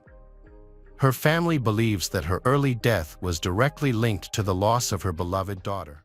Welcome back, mystery lovers. today's case is going to keep you on the edge of your seat. The case of Catherine Gowing. Catherine Gowing was a 37-year-old veterinarian from Ireland who had a passion for traveling and nature. One of her favorite places was the outskirts of Wales in the UK. Mold, a small town in North Wales with a population of around 10,000, is known for its restaurants, pubs, markets, and shops. It was in this town that Catherine lived. Born in 1975 into a large farming family, she was one of the youngest daughters. Her father dedicated his life to agriculture while her mother worked as a teacher. Throughout the long summer holidays, the family would work together on the farm, cultivating a strong work ethic in their children. As a result, the children eagerly participated in farming activities from an early age. Catherine always dreamed of becoming a veterinarian, so she loved working with the animals on her father's farm. The beautiful countryside captivated her, deepening her affection for rural life. Moving to Mold aligned perfectly with her desires. Catherine dedicated herself to her studies, graduating from St. Brandon's High School and then attending community college in Barry. Not only was Catherine a dedicated student, but she also excelled academically, particularly in the natural sciences, where she ranked third in the country based on her exam results. This achievement led many to believe she had a promising future ahead. After completing her secondary education, she pursued her dream of studying veterinary medicine at the University of Budapest in Hungary. At university, Catherine formed a close group of friends, including Jane Doyle, an older friend from Ireland. They shared a deep understanding. Together, they spent their free time studying, relaxing, and attending social events, all while pursuing their shared passion for veterinary medicine. After graduating as a vet, Jane found a job at a veterinary clinic in Mold, North Wales, and moved there. She then recommended Catherine for a vacancy when it became available. From the moment of interview, the clinic staff were attracted to Catherine. With her cheerful, positive attitude and high level of expertise, she demonstrated a strong passion for working with animals, winning the trust of everyone. Catherine was an outstanding psychologist, which allowed her to connect easily with the owners of her animal patients. These qualities quickly made her one of the most popular veterinarians in the city. The girls fell in love with their new environment, but since they didn't own any property, the veterinary clinic provided their accommodation, which they weren't particularly fond of. To reduce expenses, they decided to rent a house together in a nearby village called New Brighton, just a 10-minute drive from work. The year 2012 marked the peak of Catherine's and Jane's lives. At that time, Catherine was 37 years old and had been working at the veterinary clinic for a year and a half, building a strong reputation. She was attractive and charming, and her soft Irish accent attracted many men. However, she wasn't interested in starting a family yet and remained focused on her work with animals. Even when she agreed to go on dates, those relationships usually didn't last long. In October, Jane planned a weekend trip to visit her family and asked Catherine to cover her shifts at work for a few days.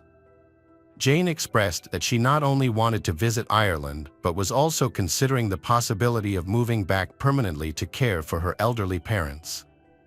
Understanding this need, Catherine agreed to help. On October 12, 2012, the day Jane was set to leave, Catherine finished her work shift at 8 p.m. as usual. She then went to a nearby store to do some shopping. CCTV footage captured her at the store entrance at 8:06 p.m. At that time, Catherine was wearing blue jeans and a brown zip-up jacket, and she carried a bright brown bag across her body. She spent about 30 minutes shopping in the store. After she was seen on camera in different departments, she was recorded again as she left, carrying a plastic bag and a pizza box. This was the last sighting of her. Since the woman lived alone, her disappearance went unnoticed at first. The following Sunday, October 14th, Catherine was scheduled to meet a work colleague for lunch, but she never contacted him. She didn't show up and ignored his attempts to reach her. This worried her friend, who had known Catherine for a long time and found her sudden silence unusual. Initially, a coworker assumed that Catherine was just sick and resting at home. The situation became urgent when Jane returned from Ireland on Sunday evening and discovered that Catherine was not home. Her car was also missing, and strangely the front door was unlocked. Jane searched the house for any signs of her friend's location but found nothing.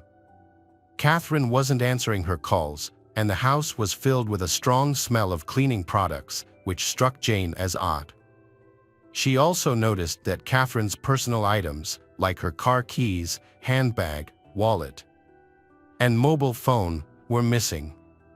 Jane assumed that Catherine had gone home for the weekend as planned. Exhausted, Jane went to bed despite not having slept well and knowing she needed to wake up early for her shift. She felt confident that Catherine would reach out to her in the morning, and perhaps they would see each other at the veterinary clinic where Jane worked. Jane woke up and looked around her house again, but there was still no sign of her friend. Her calls and messages to Catherine went unanswered. She then went to work, hoping to find her there, but Catherine didn't show up at the clinic. Instead of being angry about her absence, the clinic management was worried. They knew she hadn't been in touch since Friday when she left work. During that time, a few people received a brief text message from her, which surprised everyone because it didn't sound like her usual style. These messages were never shared publicly. Concerned for her safety, the employees decided to contact the police. Jane spent the entire day trying to reach Catherine, but her calls went unanswered. After finishing work, she went directly to the police station to report Catherine's disappearance.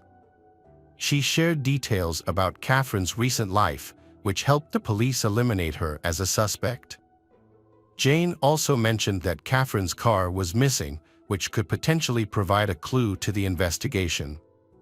The police quickly began their investigation by interviewing Catherine's friends and acquaintances.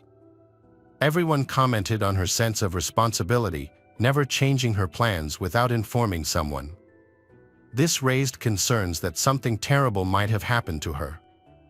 Police obtained surveillance camera footage that showed Catherine's movements from the veterinary clinic to a nearby store.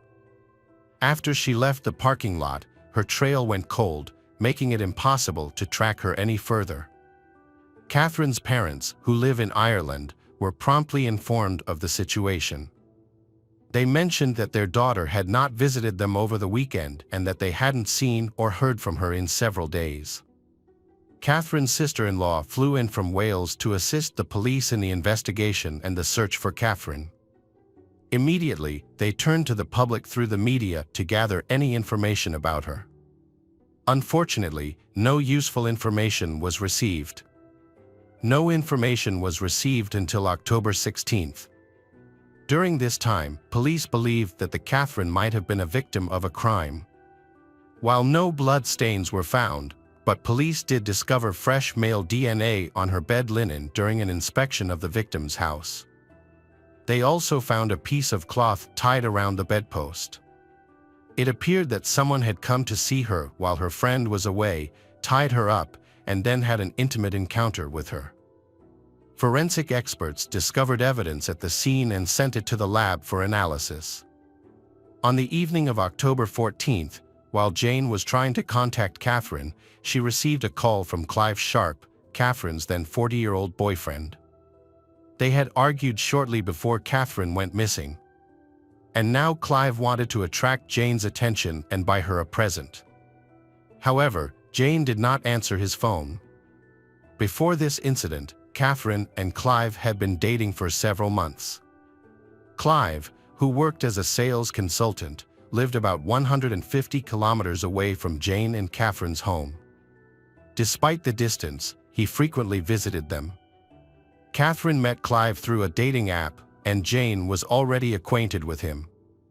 Clive often spent time at their house, but Catherine felt uncomfortable around him and preferred to leave whenever he arrived. This information reached the police, prompting them to investigate Clive's background more closely. The day after Catherine was reported missing, the police arrested Clive Sharp on suspicion of her murder. At that point, however, the investigation lacked both Catherine's body and any concrete evidence against him. Charges could not be brought against the man, so police couldn't detain him for long without evidence. However, they did obtain permission to search his car and collected material for DNA analysis, which was sent for examination. At the same time, police gathered information on the main suspect in the veterinarian's disappearance.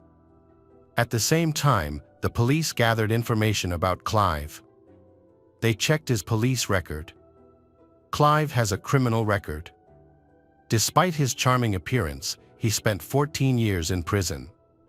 His crimes were mainly sexual assault.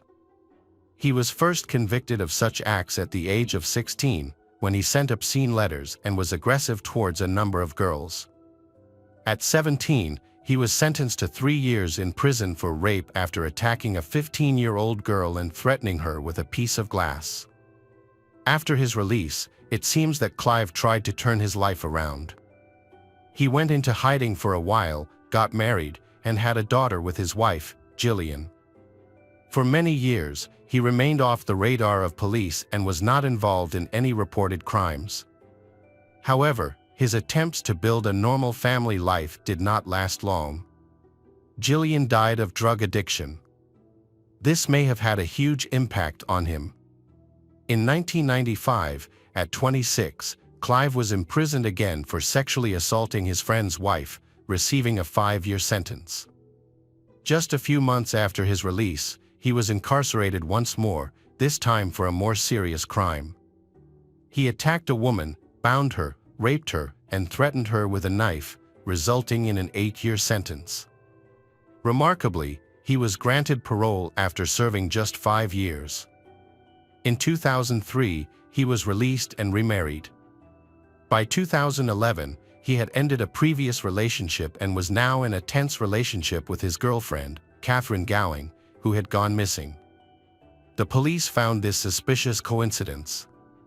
As a result, Clive Sharp became the prime suspect and was arrested.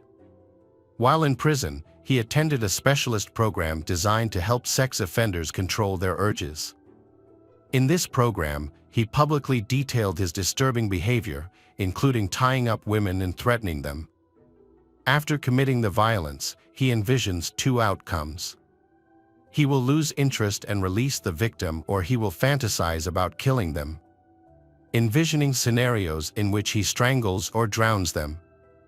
The program was discontinued in 2017 after convincing evidence that it did not help solve the problem of sex offenders.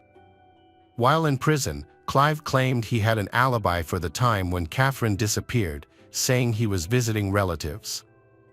Interestingly, his daughter and her stepfather supported his claim, stating they saw him that weekend and he appeared calm. However, this did not rule out the possibility that Clive could have harmed Catherine. He could have attacked her, disposed of her body, and then gone to visit his relatives. The police examined this information for inconsistencies in Clive's story and increased their scrutiny. They soon discovered that Clive Sharp was lying. DNA test results from Catherine's bed showed a 100% match with samples taken from Clive. This indicated that he had sexual intercourse with Catherine. No one believed that the encounter was consensual. Catherine had disliked Clive and actively avoided any communication with him. The search for Catherine continued, but hopes of her safe return were slim, especially after Clive revealed he had violent fantasies. Just 2 days later, a couple walking near the abandoned Pin Flame Quarry, just a few miles from Catherine's home, discovered the burned-out car. They quickly called the police. Although the car was badly damaged, the police were quick to confirm that it belonged to Catherine. By this time, news of Catherine's murder had spread throughout the community. However, no body was found in the car, and no further evidence of what had happened had emerged. As a result, many had given up hope of finding Catherine alive. Meanwhile, Clive Sharp continued to deny any involvement in her disappearance. On October 19, the prosecutor's office concluded that they had enough evidence to charge him with Catherine's murder. Even without a body, preparations began for a long and contentious trial, with the prosecution attempting to gather all available evidence. The investigation into Clive's guilt and the search for her body is ongoing near Catherine's home, where her burnt-out car was discovered. The search involves police, volunteers, helicopters, dogs and divers who have checked all the nearby waters. On January 7, 2013, Clive had not confessed to the murder. However, the search did not last long, as divers soon found human remains in a lake near a quarry, close to the location of the burnt car. Dismembered body parts were found in the reservoir, approximately 3 kilometers away. All of the remains were sent to a laboratory for testing. Experts determined that the body parts belonged to Catherine. Unfortunately, as some body parts were missing, the cause of death could not be determined. After an extensive search of the reservoir, no further remains were found. The parts that were found were sent back to Ireland for Catherine's family. Catherine's funeral was held in County Offaly, Ireland, where her family received support. Clive Sharp's trial began on January 14, 2013. Unexpectedly, he confessed to his crimes at the outset of the trial, on the advice of his lawyer, which significantly accelerated the proceedings. However, this was not because he felt remorse, but because he had little choice, as the prosecution had overwhelming evidence against him, including DNA and the cloth used to bind the victim. While the prosecution presented a detailed account of the harrowing events, the Clive remained evasive and did not fully explain what transpired in the house. According to the prosecutor, on October 12, 2012, Clive broke into Catherine's home while she was alone. He monitored her until she went to bed, then entered the house and attacked her in the bedroom, restraining her to the bed. It is believed he covered her mouth to stop her screaming for help before raping her repeatedly and eventually strangling her. After the attack, Clive went to buy cleaning supplies. He was captured on surveillance cameras at the store where Catherine had been seen alive the previous day.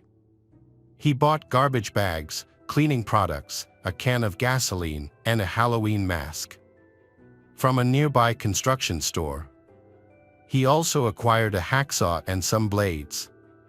Upon returning to Catherine's house, he began to dismember her body, packing the pieces into bags and loading them into his car. He then cleaned the crime scene meticulously, making it impossible for forensic scientists to determine where he had dismembered her. He disposed of the remains in the water and destroyed all her belongings, including her car, which he soaked with gasoline and set on fire. To cover up his actions, Clive sold his old car and bought a new one the very next day. He boasted about this new car to Jane, while she was trying to learn what had happened to Catherine. The old car was located, and the police obtained a search warrant. During the search, they discovered fabric that matched the material used to restrain the Catherine, along with blood stains and Clive's DNA. Additionally, geolocation data from his mobile phone confirmed that Clive was near the lake and at the location where the burnt car was found right after the crime. Despite the overwhelming evidence, Clive refused to speak about the crime during the investigation. Another shocking detail emerged: the intended victim of Clive that night may have been another woman for whom he also had feelings. He tried to break into her house around 10 p.m. on the same night he attacked Catherine. Although they had been involved previously, she ended the relationship due to his rude behavior. When Clive tried to tie her up and harm her, she told him to stop and leave, which he complied with. Clive drove to Catherine's house to fulfill his disturbing desire. Around midnight, he parked nearby where he could see her house clearly. Recorded on CCTV, he waited until about an hour after she went to bed before taking action. After the attack, he returned to his car and spent an hour and a half reflecting on what he had done. He went back to Catherine's house around 3 a.m., knowing she was alone and using a key that Jane had given him, which eliminated any barriers. During the trial, Clive confessed but offered few new details. He kept his head down and avoided looking at the prosecution or Catherine's family.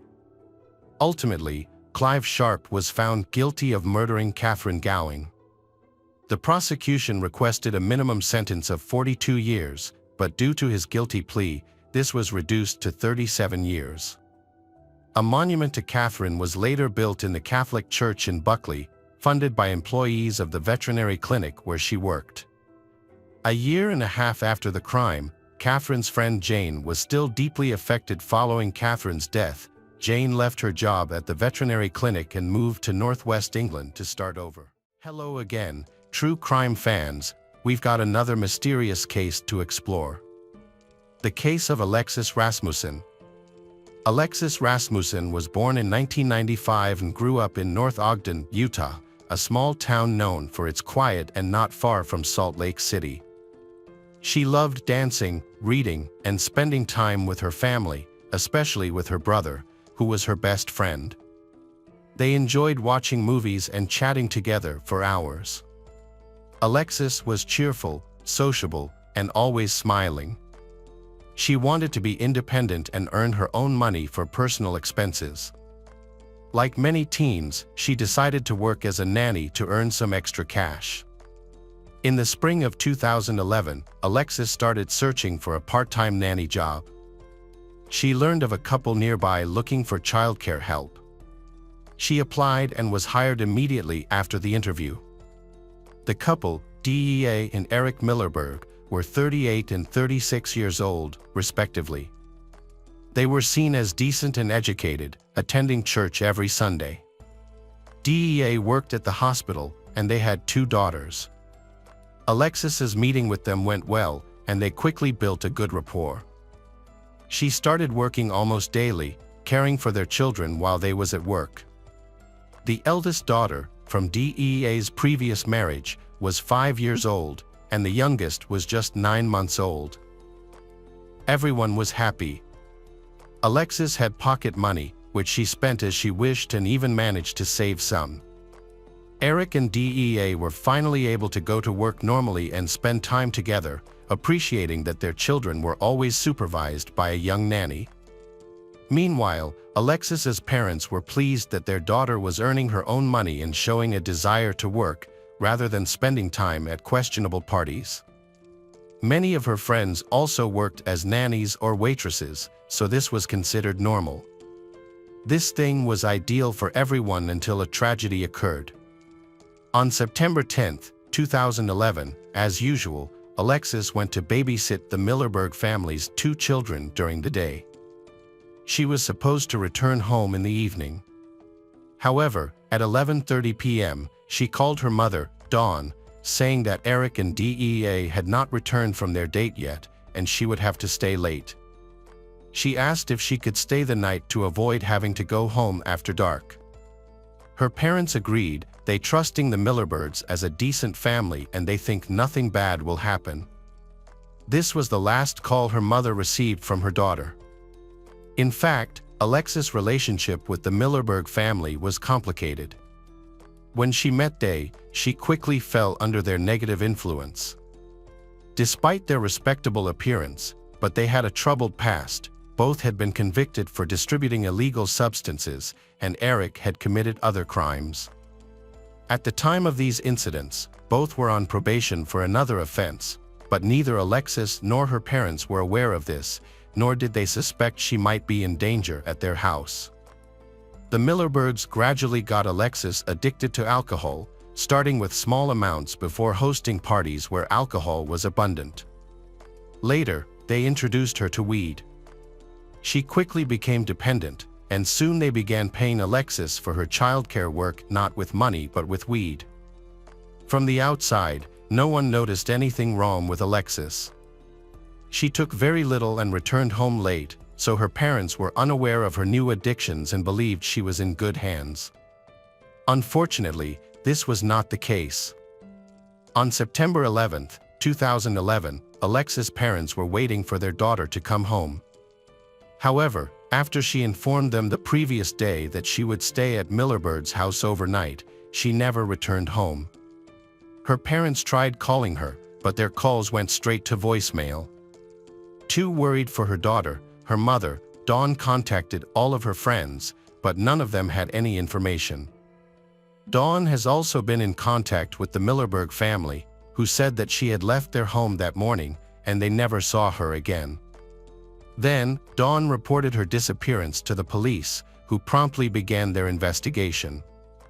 Police have issued a missing persons notice for Alexis and questioned Eric and DEA, as they were the last known individuals to see Alexis. When the police arrived at the Millerberg home, Eric and DEA refused to let them inside, saying the house was untidy. They talked to the officers outside, stating that Alexis left their home around 11:30 a.m. to meet a friend, and afterward, the family went to bed and claimed to know nothing more about her whereabouts. During questioning, the officers noticed that DEA and Eric appeared to be under the influence of stimulants, which might have explained their erratic movements and overly cheerful speech. Their behavior seemed suspicious to the investigators, but without a search warrant, they were unable to inspect the house. This made them even more suspicious. The detectives speculated about whom Alexis might have planned to meet. They were aware of her boyfriend and considered that she might have gone to see him. The police came to see her boyfriend, and he said they had no plans to meet that morning. To verify this, he showed his phone and his messages with Alexis.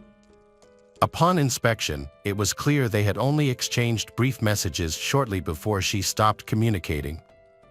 The boyfriend claimed he had no idea where she could have gone or whom she was with. Detectives also spoke with Alexis' other friends and classmates, but nobody had seen her since she disappeared. It seemed like she had vanished. They all mentioned that she had no enemies. She was an ordinary teenager, with no ties to the criminal world. The possibility of her running away was dismissed because all her belongings, including money she had saved, were left at home. She had never run away before and wasn't seen as a troubled teenager. All the leads turned out to be useless. At that time, Alexis' parents were unaware of an app called Blink, which could have helped them locate she. Blink allows real-time tracking of the movements of loved ones and friends who choose to share their location. The app is designed to be secure and does not allow tracking of strangers, which prevents stalking. To track someone, you must send a request from your contact list, and they must accept it. The last time Alexis's phone worked was at Eric's house, which was the last known location of she. There was no evidence that she had left the house Millerberg that morning. Investigators started looking into Eric and DEA more closely and discovered that they had a history of distributing illegal substances, and Eric has a lot of criminal records. During the investigation, police learned that Alexis's friends knew about the true nature of the relationship between Alexis and the Millerberg family. Alexis, along with several other teenagers, including friends who had also disappeared, looked after their children. The teenagers were pleased with these working conditions because it gave them access to alcohol and substances. Multiple witnesses confirmed that DEA sold prescription drugs to Alexis, for which she received about $100. Detectives continue to question Eric and DEA, informing that they knew about illegal drug activities. Then, Eric and DEA admitted to giving drugs to teenagers, but denied any involvement in Alexis's disappearance. Despite their denial, they were arrested for distributing illegal substances and violating probation terms. They faced up to 5 years in prison. The case was further complicated because they were supplying drugs to minors. The police also reached out to Eric and DEA's friends and acquaintances for information, but everyone refused to cooperate. By this time, detectives were convinced that Eric and DEA were responsible for Alexis's disappearance. Detectives have obtained a search warrant for the Millerberg family home and conducted a search. Although they didn't find anything suspicious, they did discover a large quantity of illegal substances. Their two children, the eldest daughter was placed with her biological father, while the youngest child went to a foster family. A month into the investigation, a confidential informant contacted the officers by phone. He revealed that on the night of the disappearance, Alexis stayed at the Millerberg family house. She didn't leave or meet anyone the next morning. That night, Eric offered her strong substances, and she agreed to try them. Afterward, she started acting crazy and not understanding what she was doing. Eric persuaded her to engage in intimate relations. During the incident, Eric and DEA noticed that the girl was extremely disoriented and had an unusually low body temperature. DEA, who had medical training, realized she needed urgent assistance. They carried her to the bathroom and placed her in hot water to warm her up. Then, she regained consciousness and seemed to improve.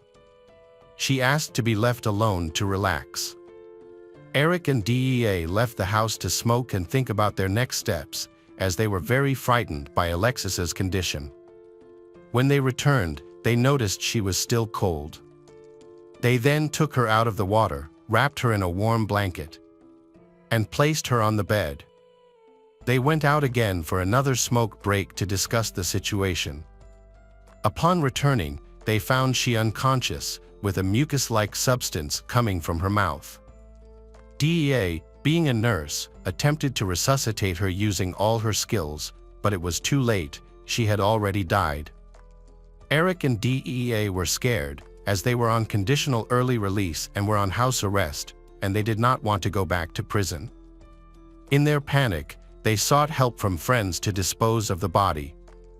They needed a car, which they didn't have, but everyone refused to assist, not wanting to risk jail for aiding and abetting. Desperate, they contacted another friend to borrow a car. He agreed, and they placed Alexis's body in the trunk and drove to another county. There, in a remote forest area, they hid her body.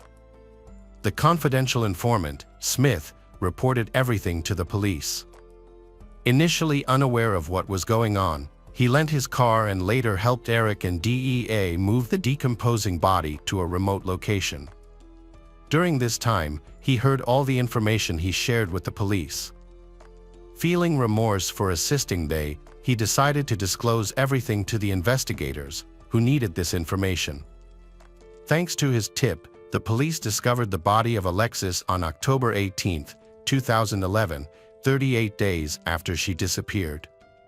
The victim was found in a fetal position, with her legs pulled close to her body, partially concealed in a garbage bag. Due to the body's advanced decomposition, the police could not immediately identify her. The body was in a shallow grave. A detailed forensic examination was required to confirm her identity, determine the cause of death, and the circumstances surrounding the incident. The identity of the girl, Alexis Rasmusen, was confirmed through dental records and fingerprints, exactly as predicted. Autopsy results and post-mortem analysis showed that Alexis had 7 times the lethal dose of a potent toxin in her body, which may have been the cause of death. However, there were also signs of strangulation, blunt force trauma, and stab wounds on her body. Due to the body's poor condition and advanced decomposition, it was difficult to identify all the wounds accurately, making it impossible to determine the exact cause of death. As a result, an overdose was concluded as the cause of death, but it was clear that this was not an accident, the girl had been abused. Alexis' family requested privacy during the investigation because she was a minor. A memorial service was held in her hometown of Ogden, attended by many residents. The teenager was buried on October 29th. Informant, Smith, was promised immunity from charges of complicity in exchange for his cooperation. His testimony was crucial in locating the body, gathering evidence, and bringing charges, so he appeared in court only as a witness. During the trial preparation, phone records from Eric's mobile phone were reviewed. On the night Alexis disappeared, he called his friend several times, asking for help to dispose of something. CCTV footage was also examined, revealing that on September 10, 2011, between 10 and 11 p.m., DEA visited the Wall Prince Pharmacy to buy prescription drugs that induce an altered state of consciousness. Police conducted a detailed search of the Millerbird family home using luminol and found tiny blood stains. It was clear they had tried to hide what had happened by thoroughly cleaning. However, luminol can detect blood stains even after cleaning agents are used, which the criminals apparently did not know. A section of the old carpet had been cut out and discarded, leading the police to believe it had blood on it that couldn't be cleaned off. The police were puzzled about the presence of blood in the house since, according to Smith, there shouldn't have been any after an overdose. This suggested that something more violent had occurred and that Alexis likely suffered violence. Detectives then obtained a search warrant for Smith's car, which had been used to transport she. However, the car had already been sold to another district, delaying its seizure. When the car was finally located and examined, it was found that the old trunk upholstery had been removed and discarded, but microscopic blood traces remained underneath. All DNA samples collected were tested and confirmed to belong to Alexis. Smith told detectives that the incident might have been a deliberate murder. Eric and DEA may have sought to eliminate Alexis to prevent her from reporting them to the police for drug distribution and harassment. The police supported this theory, as there were indications of a premeditated crime. Initially, Eric faced charges of child abuse and drug distribution, while DEA was only charged with forging a prescription for medical drugs. After new evidence surfaced, Eric was additionally charged with first-degree murder, attempting to obstruct justice, and engaging in sexual activities with a minor. A forensic examination later revealed that Alexis' body was abused post-mortem, which constituted a criminal offense under state law. Eric and DEA was decided to be tried separately, and DEA's trial began in April 2012. She was accused of illegally obtaining a prescription for illegal substances and obstructing justice. In 2015, she was sentenced to 7 years in prison. However, by then, she had already served 3 years during the trial. She was to be sent to prison to complete her sentence.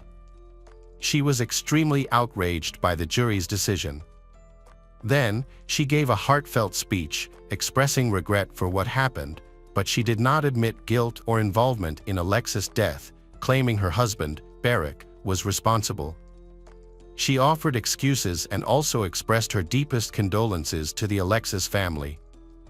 The court deemed imprisonment appropriate for Eric and DEA's actions, distributing substances to minors, engaging in sexual intercourse, and intentionally drugging a teenager with illegal substances.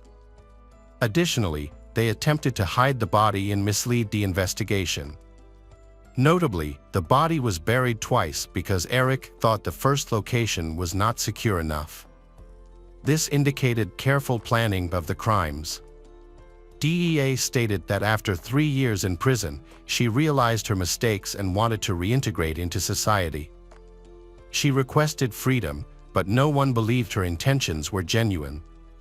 Her actions were seen as an effort to avoid more jail time, so the commission decided she should remain imprisoned. DEA was sent back to jail to serve the rest of her sentence. However, she soon became eligible for parole. While in prison, her relationship with Eric fell apart. They argued, and DEA filed for divorce, which was finalized. During his imprisonment, Eric changed the tattoo on his neck from DEA's name to Death, which was in English. This change led to disciplinary action against him. In July 2013, Eric Millerbird's trial began. By March 2014, he pleaded not guilty to all charges. He claimed that the night Alexis disappeared, she stayed with them to babysit. After returning from a date, they used substances together at her request. They all attempted to engage in sexual activity. Regarding the drug use, Eric asserted that Alexis used the substances voluntarily. During the trial, Eric's criminal history was revealed. Between 1997 and 2011, he faced multiple charges, including burglary, firearm offenses, and resisting arrest. During the trial, the front rows of the courtroom were filled with Alexis' friends and acquaintances, all visibly grieving. This hearing was particularly challenging for them as it revealed sensitive details about the life of the underage girl for the first time. Previously, her relatives were unaware that she was paid in substances by her employers for her work as a nanny. These adults had gotten her addicted. However, Eric showed no remorse for exploiting the girl. He remained jailed during the trial for providing illegal substances to minors and harassing them. This situation likely led to conflicts for Eric in prison. He was attacked by his cellmate, Simon Russell, who stabbed him around 30 times, focusing on his head and neck. He also suffered multiple defensive wounds on his hands. He was then taken to the hospital, where his condition was deemed satisfactory after receiving first aid. He survived the attack. The day after, Simon was charged with attempted murder and obstruction of justice. Eric's provocative behavior was seen as outright disrespect both in jail and in the courtroom. He not only supplied Alexis, a 16-year-old girl, with marijuana but also repeatedly attempted to have sexual relations with her. On the night of the girl's death, he assaulted her even after she had died. Eric's wife, DEA, testified against him, accusing him of committing the crime. She stated that he forced Alexis to take 3 doses of drugs and then started to harass her. When Alexis became ill, they attempted to help her, but it was too late, and she died. Despite this, Eric still engaged in sexual intercourse with her after her death. The prosecution supported this account. The prosecutor argued that Eric behaved monstrously, exploiting Alexis's trust, coercing her into consuming hard drugs, and then assaulting her by stabbing and bludgeoning her. They claimed his sexual desire was the main motive for the murder. However, Eric's lawyer contended that DEA's testimony was false, accusing her of manipulating the situation to avoid punishment and by shifting blame onto her husband.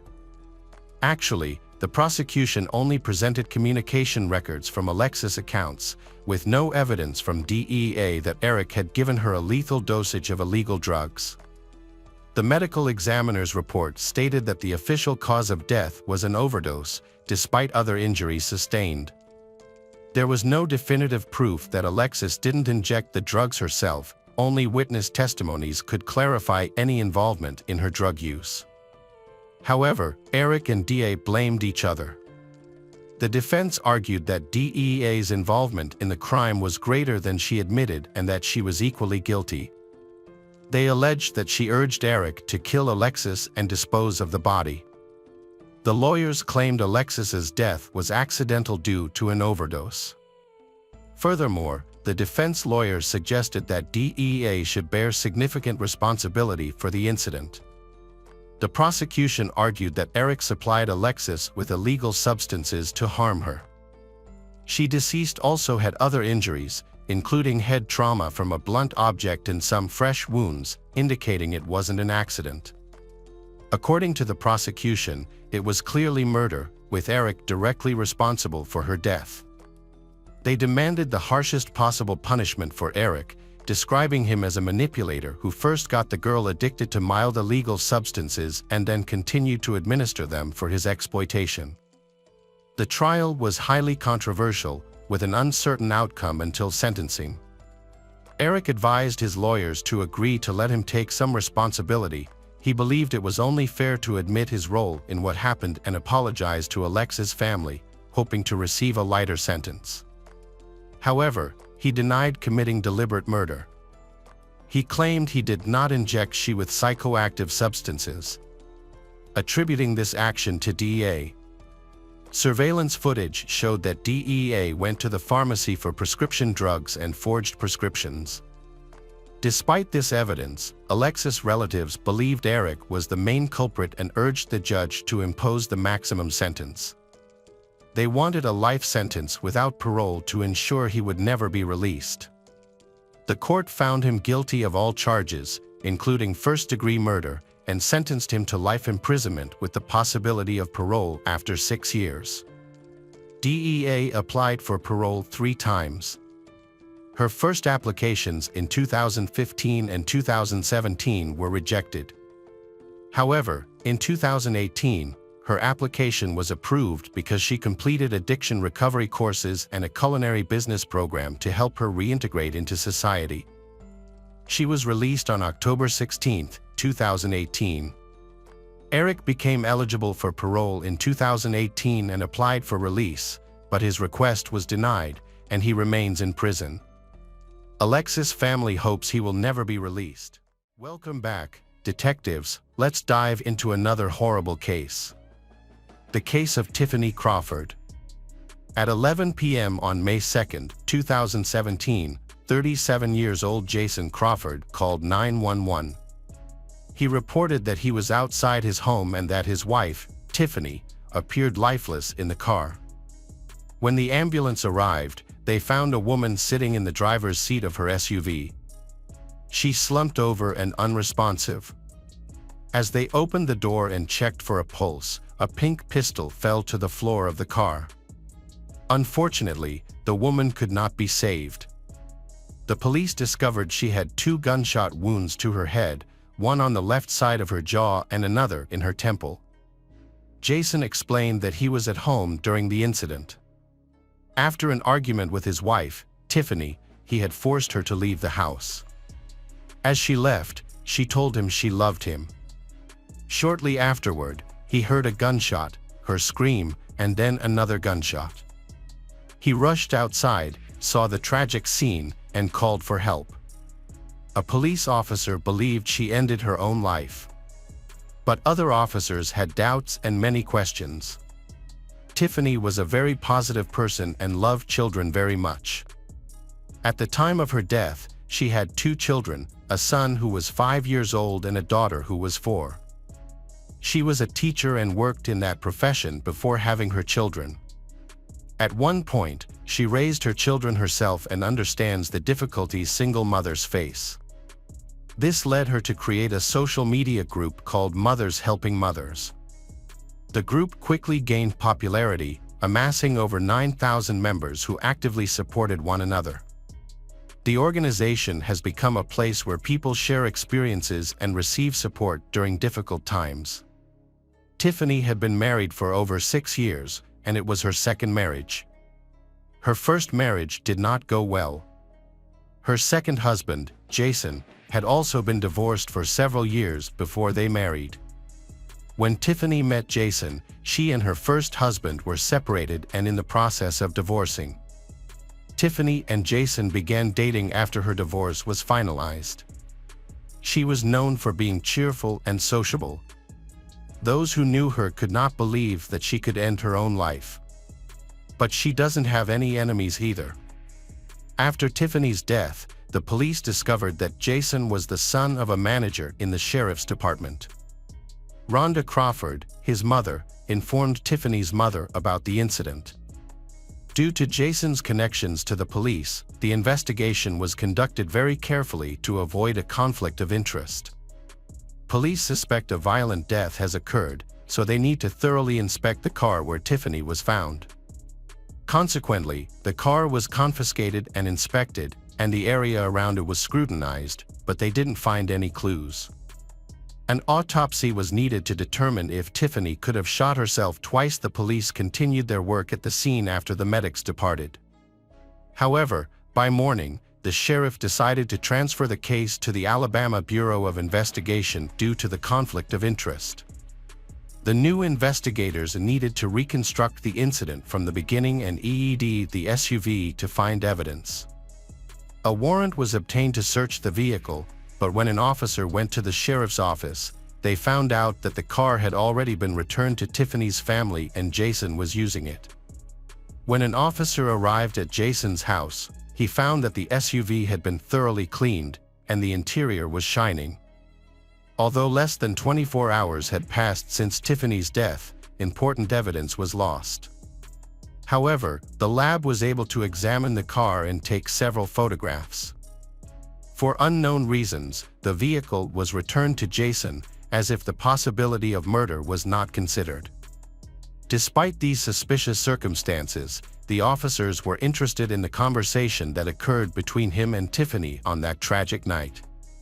Jason mentioned that Tiffany has become very distant from him in recent months. He noticed changes in her behavior, which he attributed to alcohol.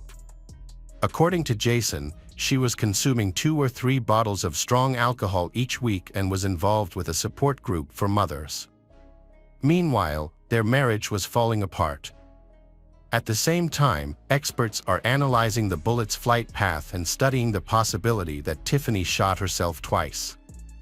The first shot struck the left side of her chin, and the second hit her left temple, with the weapon falling from her left hand. However, Tiffany was right-handed. It is very uncommon for police to encounter cases where a victim inflicts fatal injuries on themselves, especially using their non-dominant hand. This was the first time they had seen such a scenario. All the circumstances were very confusing, which made the investigation take a long time. Police accessed Jason and Tiffany's social media and computers. Then, they found several important messages. Just a few hours before the incident, Jason discovered Tiffany's messages with another man on the computer.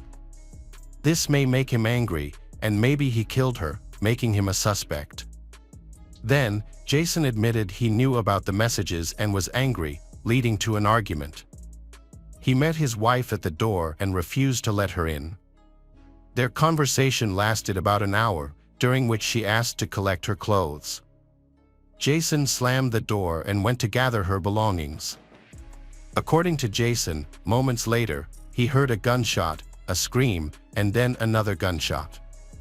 After interviewing Tiffany's relatives and friends, the police discovered that her mother and friends knew about her extramarital affair. It was revealed that she intended to leave Jason because they often quarrel and have conflicts. They had been facing issues for a while, and it seemed that a divorce was imminent. Tiffany found a job at a grocery store, which allowed her to be financially independent and not dependent on her husband. She did not want her husband to find out about her new relationship to avoid hurting him. Long before the incident, she communicated with her mother over the phone, clarifying that she and the other man were just talking and nothing more. She planned to have a serious discussion with her husband, Jason, to talk over all the details of the divorce. Most of Tiffany's relatives and friends do not believe that she ending her own life. They knew that she would not be able to leave her young children behind. However, Jason already knew what had happened, and it involved he. Detectives listened back to the recording of Jason's call to 911, which he made after discovering Tiffany's body. The police noted that he was extremely calm, which was unusual given the circumstances. He didn't seem worried at all. Moreover, when the dispatcher repeatedly asked who had shot he didn't answer any of the questions. Was his silence due to remorse, as if he were the killer? A week after Tiffany's death, the results of the forensic examination were still pending. Nevertheless, the detective decided to question Jason. The officer inquired about the incidents of that evening, revealing new details that Jason had not previously mentioned. The detective suggested a lie detector test, which Jason agreed to take. During the test, he was asked directly if he had shot his wife. He denied shooting her, ended the interrogation, and left. The police did not detain him, but the lie detector test was automatically considered a failure. The forensic examination took longer than expected because of some contentious issues, and there wasn't enough evidence to charge Jason. However, there was enough reason to classify the case as a murder. No one believed that Tiffany had ending her own life. It took nearly a year for Jason to face a jury. For the relatives and friends of the Crawfords, this period was extremely difficult. No one could have imagined that Tiffany would ending her own life, especially twice. However, Jason was such a wonderful person that it seemed impossible to suspect him of such a cold-blooded murder. During the year-long investigation, Tiffany's relatives continued to communicate and maintain relations with the Crawfords. Nevertheless, investigators had a different perspective, as the autopsy confirmed that Tiffany was murdered. The first wound paralyzed her, so it was impossible for her to fire a second shot. It appeared that the second shot was meant to finish her off. Jason was arrested on May 21, 2018, but was in custody for only half an hour, then, he being released on a $100,000 bail. Law enforcement officials noted that he appeared unworried, remaining confident and calm. The defense argued that no traces of gunfire or blood were found on Jason's clothes. However, the police did not conduct these tests because they initially believed Tiffany had ended her own life. The house was not searched. If searched, it might have revealed Jason's involvement in the case. Their eldest son hesitantly said he heard his father, Jason, enter the house before the first shot was fired.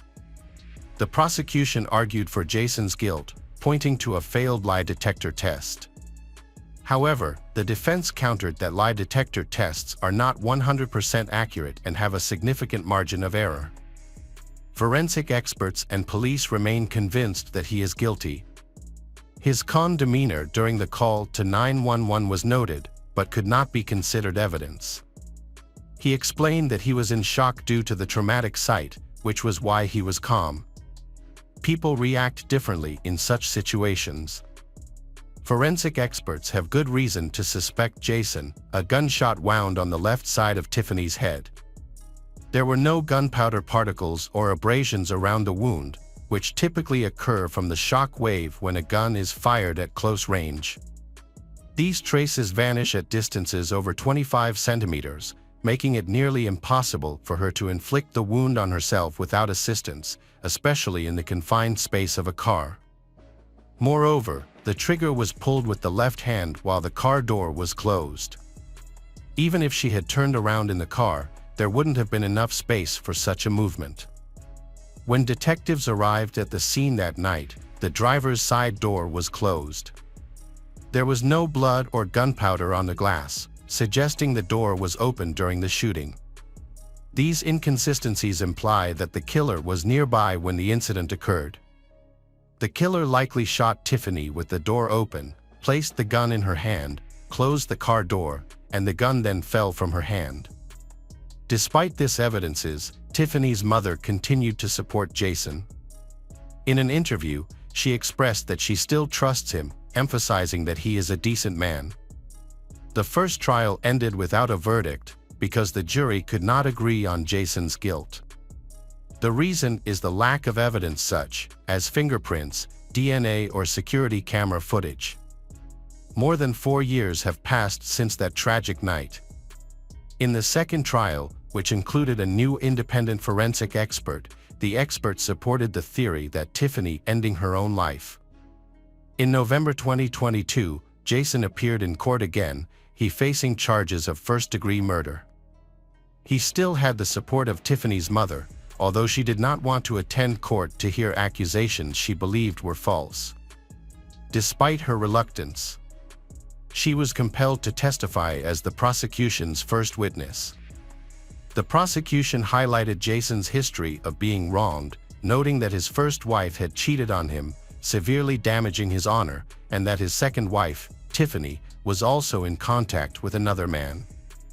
Police discovered a recording of a call Jason made the evening before the murder, indicating he was extremely upset. However, Jason claimed he did not remember this conversation. He also continued to have a friendly relationship with his first wife. Experts collected DNA to test the gun. They found a man's fingerprints on the gun.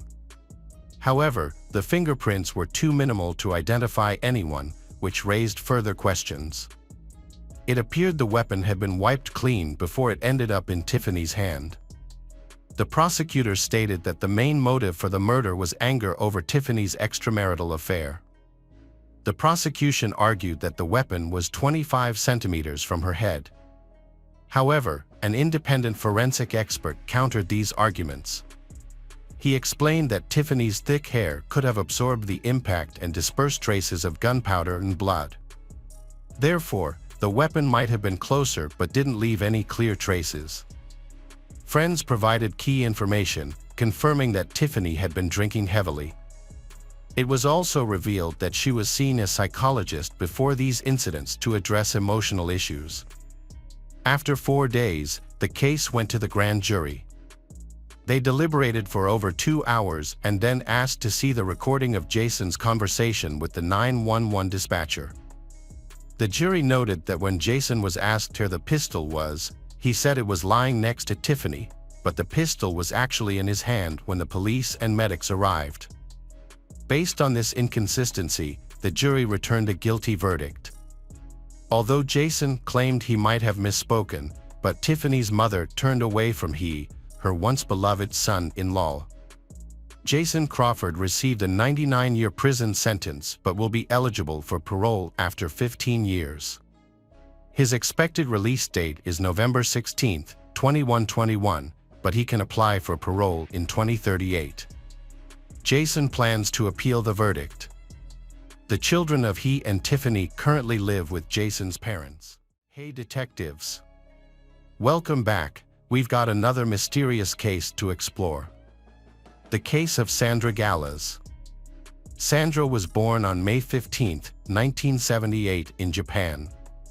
Her background was a mix of half Japanese, a quarter Hawaiian, and a quarter Portuguese. Sandra had an older brother, Lawrence, who always looked out for her. After Larry retired early from the military, her parents, Larry and Tashi, decided to move to Hawaii. Turns out, Hawaii is Larry's hometown. They settled on the island of Kauai, fulfilling their long-held dream of living in Hawaii. They instantly fell in love with the stunning island and found the locals to be extremely kind and welcoming. By the age of 4, Sandra was practicing gymnastics, and by 5, she was learning the traditional Hawaiian hula dance. She studied very well and became a very beautiful girl. Sociable, cheerful, and active, she made many friends. After graduating from high school, Sandra attended New York University to study journalism. Although she dreamed of becoming a journalist, her life took a different path. As someone from an island, she found New York City overwhelming, with its towering, makes her feel suffocated. She didn't enjoy living there and visited her parents in Hawaii, missing them greatly. After graduating, Sandra returned to Hawaii, where she met Darren Gallas, who was working as a builder at the time. Darren was captivated by Sandra's beauty, and they began dating in 1999. With her parents' blessing, they got married, and Sandra took his last name. They bought their own house, on the island of Kauai. They appeared to be a happy, loving family. Sandra and Darren had 2 sons. A year after their wedding, they welcomed their first child, Austin. 2 years later, their youngest son, Braden, was born. Sandra took care of the children and managed the household. She and Darren love their sons very much and always try to do the best for them. However, their relationship gradually deteriorated. In 2005, Sandra discovers Darren has been having affairs with 2 married women. She found their phone numbers among his belongings. After she called them, they confessed to having affairs with Darren. She decided to end the marriage and filed for divorce. She could not bear his infidelity any longer. In June 2005, Darren moved out of the family home, while Sandra and their children remained there. Sandra changes her hairstyle to enter a new phase of life. Sandra started working as a waitress at a restaurant on the island to support herself and her children. Her goal was to become financially independent and no longer rely on Darren. Sandra's kind, polite, and friendly nature made her a favorite among the restaurant's guests and staff. It was there that she met Ryan Shinjo, a chef. He was calm, polite, and courteous, the exact opposite of Darren. As they spent more time together, a romance blossomed. Sandra felt comfortable and at ease with him, something she hadn't had in a long time. Ryan made her happy, and their relationship grew deeper and deeper. On weekends, they would often take trips to Honolulu. And Ryan would shower her with gifts. Sandra's parents were overjoyed to see their daughter happy again after a difficult divorce. Sandra and Ryan had plans to move in together, but unfortunately, those plans were not meant to be. Soon, tragedy struck. On January 25, 2006, 27-year-old Sandra was brutally murdered. That morning, before going to work, Ryan visited her. But when he knocked on the door, there was no answer. This was unusual because they had agreed that he would stop by to visit her before going to work. He began checking the area around the house to understand what was going on and found that the garage door was closed and the lights were still on, meaning someone must be inside. He thought it was Sandra and that she simply hadn't heard the knocking at the door. Ryan looked out the garage window, and he saw a strange sight inside. Inside the car, Sandra was half lying down and unresponsive. Concerned that she might be suffocating from exhaust fumes, he screamed and called her name. But she did not answer. Panicked, he rushed to a neighbor's house, about half a kilometer away, for help. Together, they managed to open the garage door. Upon entering, he touched Sandra. He found her body was already cold. Immediately, he called 911 to report that Sandra was not showing any signs of life. Sandra, 27, was pronounced dead by paramedics. Police began examining her body, which was found inside the car. She was partially lying down, with her lower body in the driver's seat and her upper body thrown back onto the front passenger seat. It was clear that Sandra had been dead for some time and had been attacked. Her body showed signs of beating and had lacerations on his neck, indicating that she had been murdered. Forensic experts searched the crime scene for evidence, but found none. There were no CCTV cameras or witnesses in the area. Police suspected that Sandra had been trying to escape from someone, as it appeared she had been in a hurry to leave. She had been getting ready quickly. Got into the car, but didn't have time to drive away. Instead, she was attacked, knocked down, and strangled.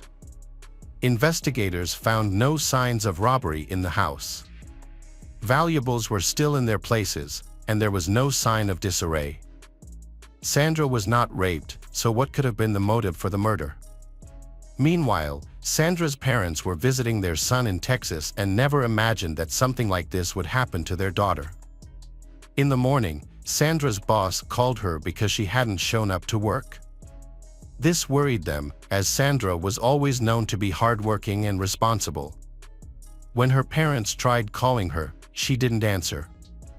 By evening, they received the devastating news about their daughter's murder and rushed back home. The brutal killing shocked everyone on the island. The locals were scared and worried that a serial killer might be on the loose on the island, posing a threat to them.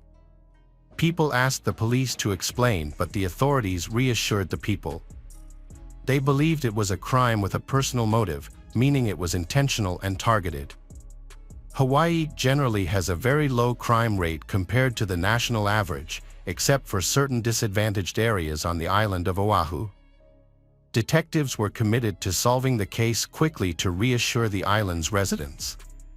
Investigators believe the brutal nature of the death suggests a personal motive, so they considered ex-husband and current lovers as suspects. Ryan, the current lover, discovered Sandra's body. Darren, her ex-husband, had a strained relationship with her, and their divorce was nearing finalization. Darren is very sad about their divorce, and he became enraged upon learning about her affair with Ryan. Additionally, Darren and she was embroiled in a heated custody battle, which caused constant conflict. As a result, investigators questioned both suspects, Darren and Ryan, at the scene. First, they interrogated Darren. He stated that the day before the incident, he had picked up the children according to the court-ordered schedule. He took them to kindergarten in the morning, painted his mother's room while they were away, and then picked them up, spending a pleasant time with them. Darren claimed that when Sandra was supposed to pick up the children in the afternoon after work, but instead, the police came to him with bad news about her death. Darren claimed he was not involved in Sandra's death. Even though they are divorced, they still maintain a peaceful relationship and keep in touch for the sake of their children. Initially, he spoke confidently, but his actions showed the opposite. In the middle of the interrogation, he became nervous, confused his statements, and raised the police's suspicions. He could not provide verifiable alibis. At the time of the tragic incident, their children were too young to give statements, being only 3 and 5 years old. According to Darren, he was home alone at the time. But he failed the polygraph test. Turns out, he never called Sandra to check why did she come home late, which was unusual, leading investigators to suspect him of Sandra's murder. A search warrant for his home has been issued. The police discovered that a room remained unpainted, contradicting his claims. This suggested he might have had the opportunity to go to Sandra and kill her. After thoroughly inspecting the house, investigators found nothing relevant to the case. Despite their suspicions, the detective had to let Darren go home. They interviewed people close to he and Sandra, including her parents. All suspected him of having something to do with her death. He was known to be extremely jealous and controlling. He did not want to leave her and opposed the divorce until the last minute. Sandra had no enemies. Her family and relatives believe that Darren is the only person who could be her killer. Sandra's new lover, Ryan, provided an alibi. Although he failed a polygraph test, he was removed from the list of suspects. An autopsy revealed that Sandra died from strangulation, with characteristic marks on her neck and hemorrhages in her eyes.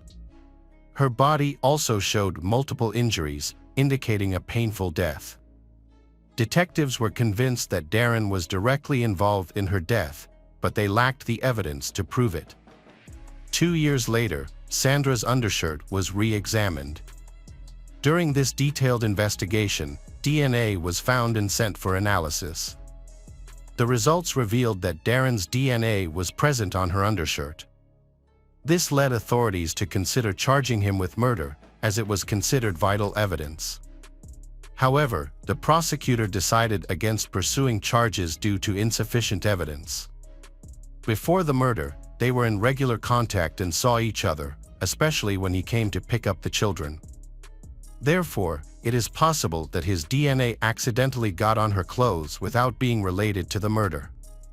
The children, Austin and Braden, lived with their father, Darren. He had been granted full custody. The loss of their mother, Sandra, at such a young age was a significant shock for them.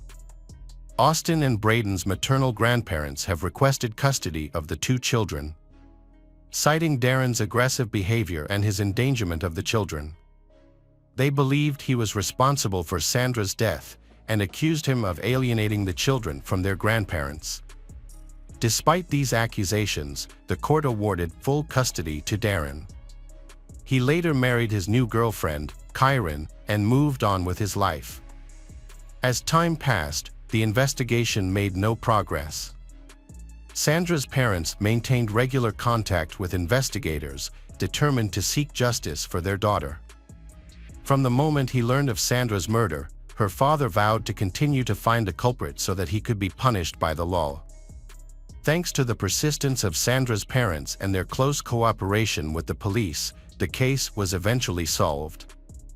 The family offered a $20,000 reward to anyone providing information leading to the arrest and conviction of their daughter's killer, but still no one spoke up.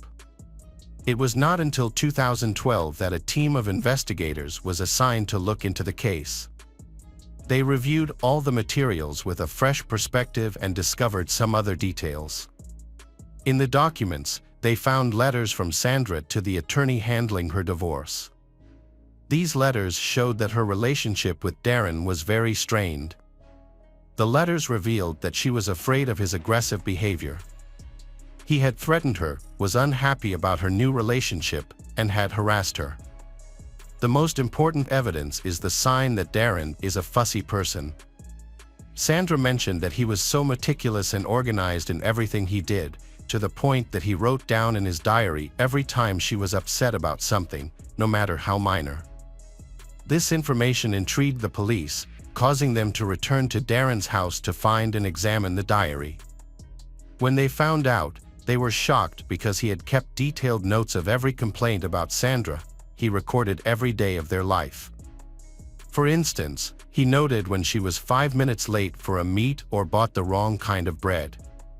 However, there were no entries on the day before the murder, which puzzled the police because they knew he and Sandra had met, making it hard to believe that such a picky person would have no complaints to record.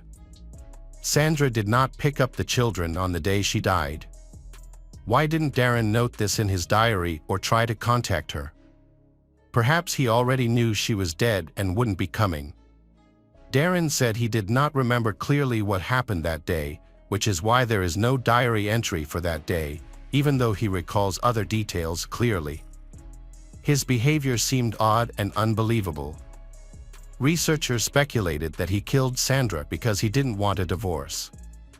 In October 2012, Darren was charged with second-degree murder, with bail set at $1 million.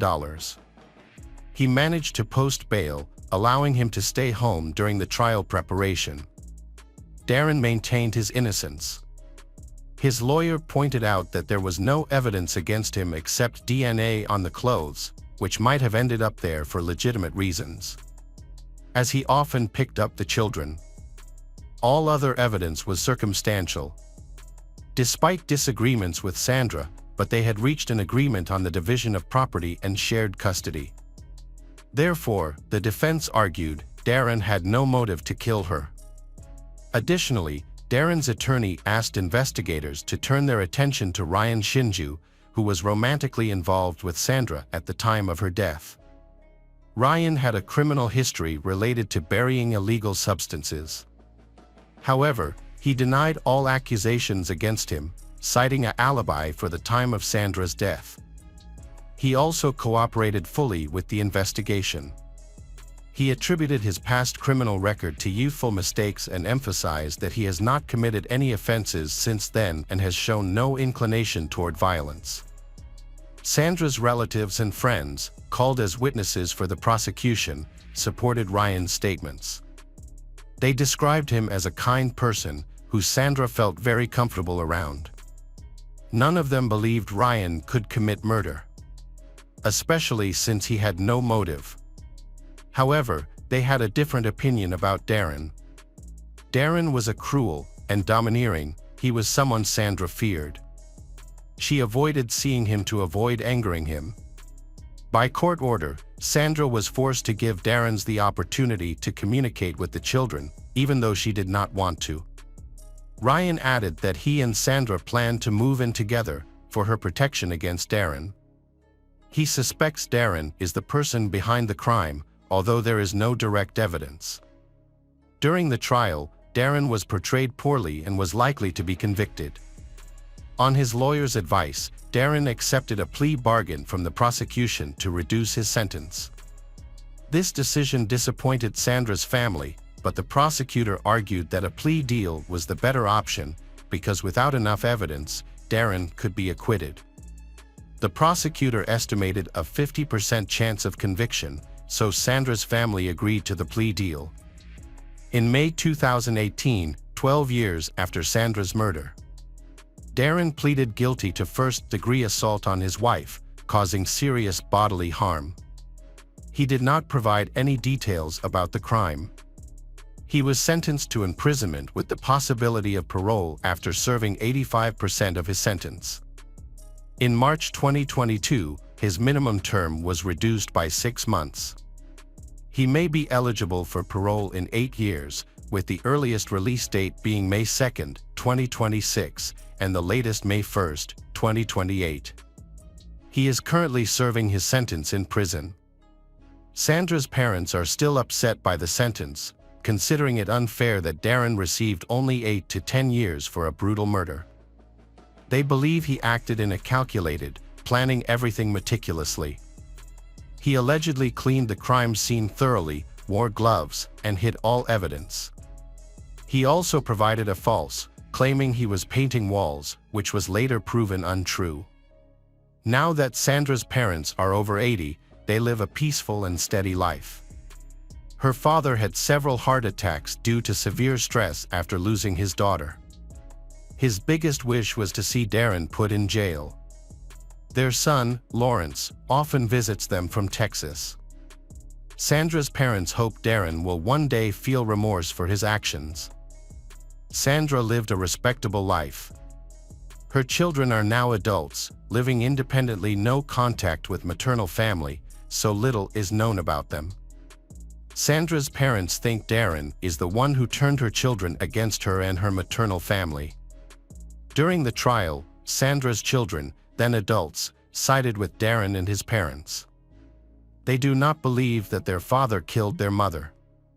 They attended all the hearings and, after Darren was convicted, cut ties with their mother's family. They believe that their mother's family put their father in prison. Welcome back, detectives. Let's dive into another horrible case. The case of Elizabeth Johnson. Elizabeth Johnson was 23 years old, and her husband was 25. They lived in Tempe, Arizona, USA. Although on the surface they appear to be a happy couple, their reality is much different. Elizabeth's life has been through many hardships, which have negatively impacted her relationships. Her parents were addicted to illegal substances and barely cared for her, forcing her to grow up in poverty. Fortunately, her time in this dreadful environment was short-lived. Her mother passed away when she was still young, drowning after losing consciousness from an overdose of illegal drugs. At that time, her father was also in a state of madness and could not help her. A few years later, her father died from liver disease, which was also linked to his addictions. After these incidents, Elizabeth was sent to an orphanage. Several families adopted her, but then they returned her to the orphanage. These childhood damage caused Elizabeth much suffering. She had behavioral problems and was often labeled a problem child. Now she's faced with adult problems that she doesn't know how to handle. Those who knew her well said she was immature for her age, and she lived in constant fear of abandonment. This fear made her intensely jealous of her boyfriend, Logan. Elizabeth had difficulty controlling her emotions, leading to severe psychological stress. This often resulted in conflicts with her lover, Logan. During these conflicts, she frequently lost control and sometimes physically attacked him. Her immaturity made her unable to understand her own actions. Despite this, Logan loved her, and they got married after dating for a few months. He hopes that marriage will help she change. Unfortunately, her fear grew and her tantrums became very disturbing. For example, during a picnic, they had a fight, and Logan narrowly avoided falling into the fire. He only suffered minor burns. However, when she wasn't aggressive, they seemed like a great couple. Treat each other well and have the ability to become an ideal family. Logan was already suspicious of Elizabeth's change, but he continued to hope for the best. Sometime after the marriage, they discover that Elizabeth is pregnant, which was a big surprise for them. They feel unprepared to become parents. Initially, they had planned to establish themselves before having children, so Elizabeth decided she did not want to become a mother. However, she later changed her mind and chose to continue with the pregnancy. Their son, Gabriel, was born on May 3, 2009. Unfortunately, this did nothing to make Elizabeth more mature. She still behaved like a child. According to those around her, her anger outbursts became unpredictable. During these times, she would latch on to minor issues to provoke conflicts. Gabriel is quite difficult, and she has to try very hard to control him. The boy always wanted to be comforted, and whenever Elizabeth left him alone, he would start crying. His cries irritated her, causing her to lose her temper and yell. It was a chaotic situation, and Logan trying to stay calm for the sake of the child. During that period, Logan worked hard to support his young family, which often kept him away from home. At home, he always tries to help his wife and take care of the children.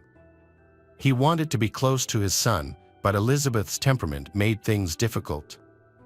Not only was she as volatile as before, but baby's constant crying and irritability made her ready to lash out at Logan over minor issues. Her jealousy increased. She becomes more suspicious of Logan's interactions with other women. Her fear of being abandoned turned into panic, haunting her.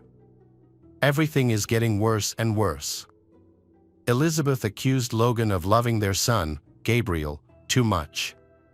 She even grew jealous of the child, convinced that Logan loved her less since his birth. During her angry outbursts, her behavior became more extreme. She started smashing things, including household appliances and dishes. On one occasion, she even took a kitchen knife and cut up the sofa and her son's bed.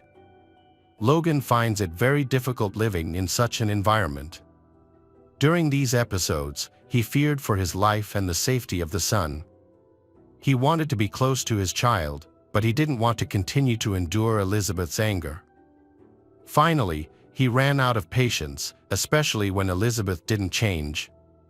After a few months of living like this, Logan announced that he wanted a divorce and moved out with his son, Gabriel.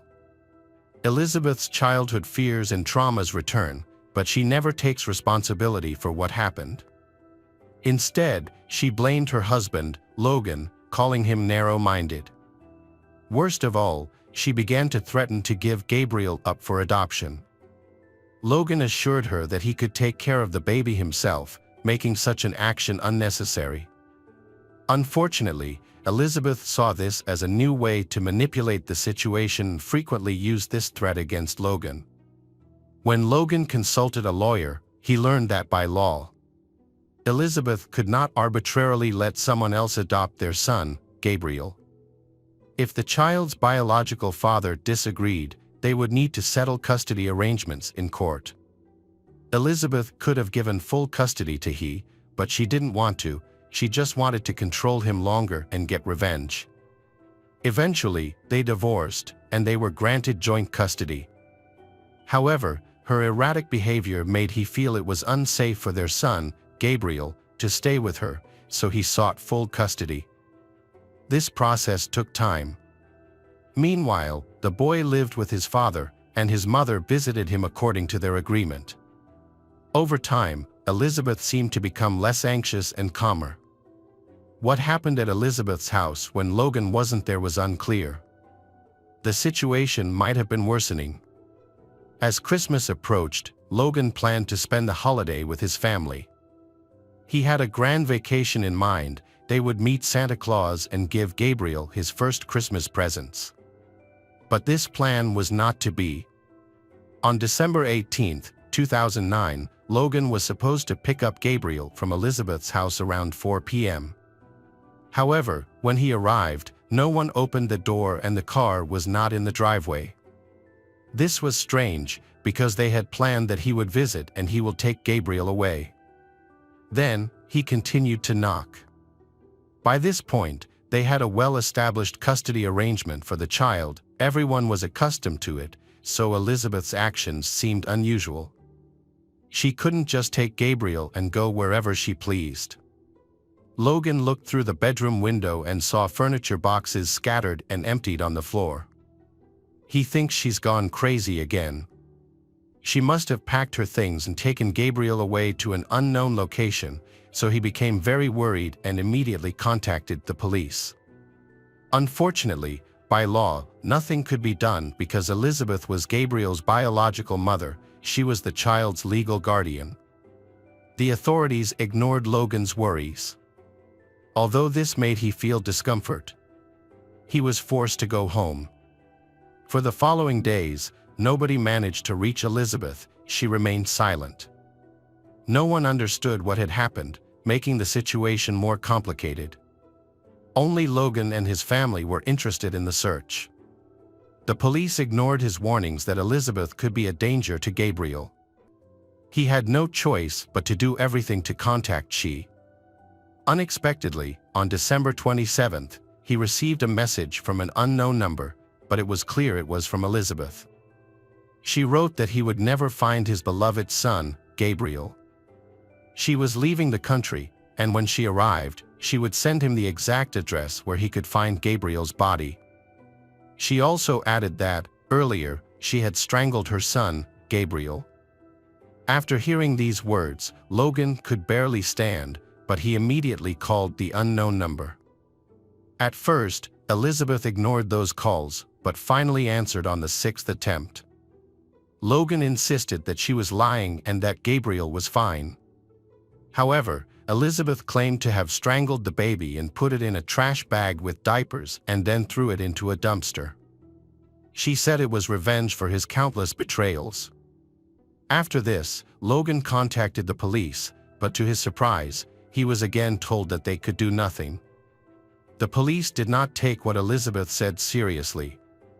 The next day, the police got involved because Elizabeth will have to attend the final trial for custody of Gabriel, but she did not appear in court as expected. So they started looking for her. They quickly determined she had gone to San Antonio, Texas. Shortly after moving there, she sought employment and attended a nightclub casting to become a dancer. Other dancers remembered her well and identified her from photographs. She was seen attending the casting alone, without Gabriel. However, after that, she did not appear. From the first time we met, everyone realized that she had a very bad personality. Detectives found that Elizabeth had tried to get jobs at 2 nightclubs at the same time. However, then, her actions became puzzling because she didn't start working at either place. Investigators tried to determine the last time she was with Gabriel before she called Logan to report the murder. From trip records, they learned that on December 27th, she bought a bus ticket traveling between states. Gabriel did not accompany her on this trip from San Antonio to Florida. The investigation brought them to Miami on December 29th, where Elizabeth was arrested at a motel. Investigators questioned her about Gabriel's whereabouts and interrogated her about messages and a call to Logan. She denied the accusations, claiming she only wanted to annoy and get back at he. She mentioned she was heading to San Antonio to meet a couple interested in adoption. This was actually about illegally handing over a child to strangers. She claimed that she spent 3 days with they to ensure they were suitable and capable of caring for Gabriel. On the 3rd day, they met at a park. She gave Gabriel to they and left to begin a new life. She couldn't recall their names or contact details. But after some thought, she mentioned that the woman might be named Cheryl. It all sounds unreasonable, and the most confusing thing is that Elizabeth decided to leave Gabriel with a stranger, while Logan wanted to take care of the boy himself. Why is it necessary to separate the child from the father and find another family to raise the boy? That is illegal. Elizabeth had no answers to these questions. Law enforcement officers searched the San Antonio landfill using specially trained dogs, as there was a chance that the tip given to Logan was true. However, Gabriel's body was not found there. Then, authorities focused their attention on a family suspected of illegally adopting Gabriel. For Logan, this lead was his last hope of finding his son alive. Logan recalled a similar incident 6 months earlier. On that occasion, she went to the airport with Gabriel, seemingly planning to start a new life. Luckily, she didn't make it to the plane and was arrested by the police for trying to kidnap Gabriel. Elizabeth recounted that she cried a lot at the airport. And then, she met a 40-year-old woman named Tammy Smith. Seeing her hugging Gabriel and crying, Tammy decided to comfort her by expressing sympathy. She confided in Tammy that she felt incapable of being a good mother to her baby. Tammy then asked if she was considering giving her baby up for adoption. At first, she insisted that she wouldn't do it. Despite this, she and Temi became friends after their encounter. They shared many similarities, particularly a difficult past. Temi had worked as a dancer in a strip club and had been married to 2 men simultaneously at one point. She had a deep fear of being alone, which negatively impacted her life and relationships. She had been married 5 times and had 3 children with different men. All her children lived with their biological fathers, and she had lost parental rights. Unexpectedly, after 2001, changes occurred in Temi's life. She decides that she really wants to raise her child and get her child back. There was no longer an opportunity to give birth again. So she turned to the services of the black market. During the investigation, it was established that Temi adopted 2 children and was constantly looking for young mothers with problems so that she could adopt more children. She used social networks to persuade young women to give up their children and even approached pregnant women on the street, asking if they were planning to give up the child. After talking with Temi, Elizabeth decided to give Gabriel up for adoption. Temi became Gabriel's mother. When Logan learned of this, he immediately reported it to the police. Gabriel was taken from the Temi home and returned to live with his father Logan. Temi claimed that she did not know about the falsification of the adoption documents. Logan attempted to obtain custody to prevent Elizabeth from being able to see Gabriel again.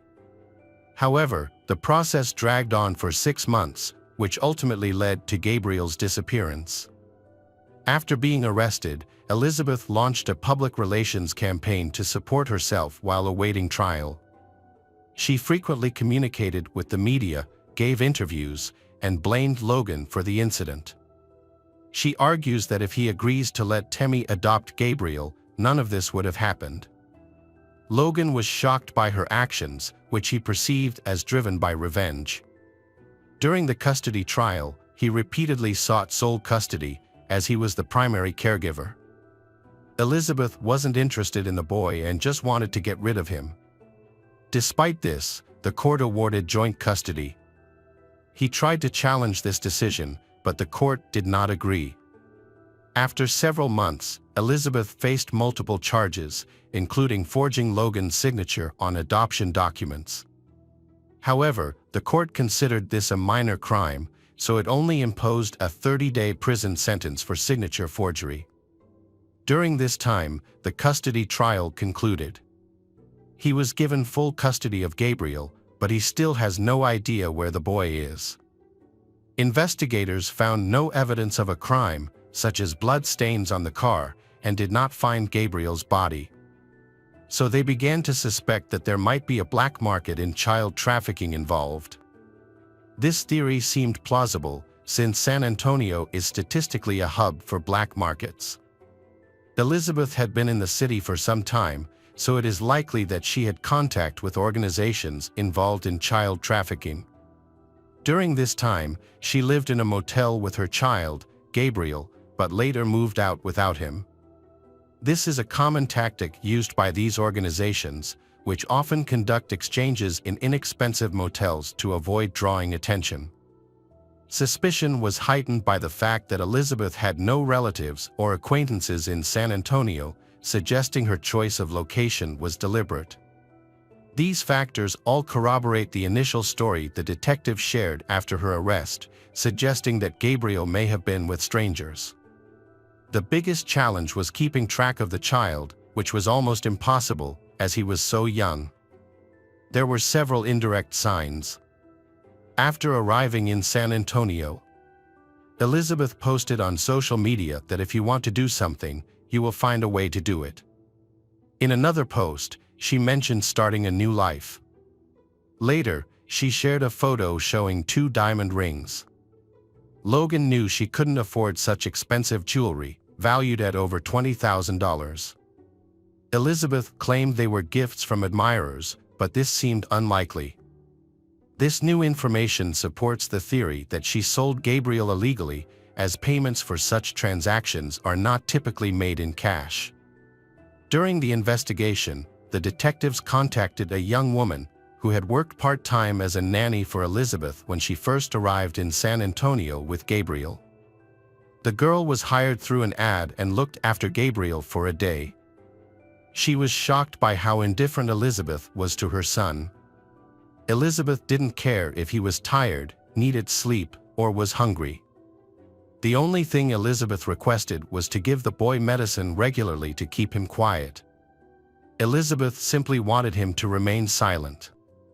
The type of medication was unknown, but it was likely a sedative. Elizabeth spent 3 years in prison before her trial began. Initially, she was charged with kidnapping, but this charge was dropped. At that time, the law allowed a mother with joint custody to move across the country with her child, so it wasn't illegal. She was later charged with endangering Gabriel's life. The trial lasted 2 days, after which the jury found Elizabeth guilty. She was sentenced to 5 years and 3 months in prison. This decision angered many people. Logan was shocked when his 7-month-old son, Gabriel, goes missing, but Elizabeth is given only a light sentence. The prosecutor's office said they had no evidence to prove Elizabeth harmed or killed Gabriel, so no other charges could be brought against Elizabeth. Elizabeth denied the story she told Logan over the phone after Gabriel's disappearance. She continued to deny murdering her son, claiming instead that she gave the child to a couple. She explained that the message and call were meant to anger Logan. And she lied about the boy's body being in the dump. Detectives repeatedly questioned her in prison, trying to get information about Gabriel. Throughout this time, she never cooperated with the investigation, nor did she share anything with Logan or her lawyer. Elizabeth insisted that she knew nothing about Gabriel's condition. She also has no interest in knowing what happened to her son or where he is now.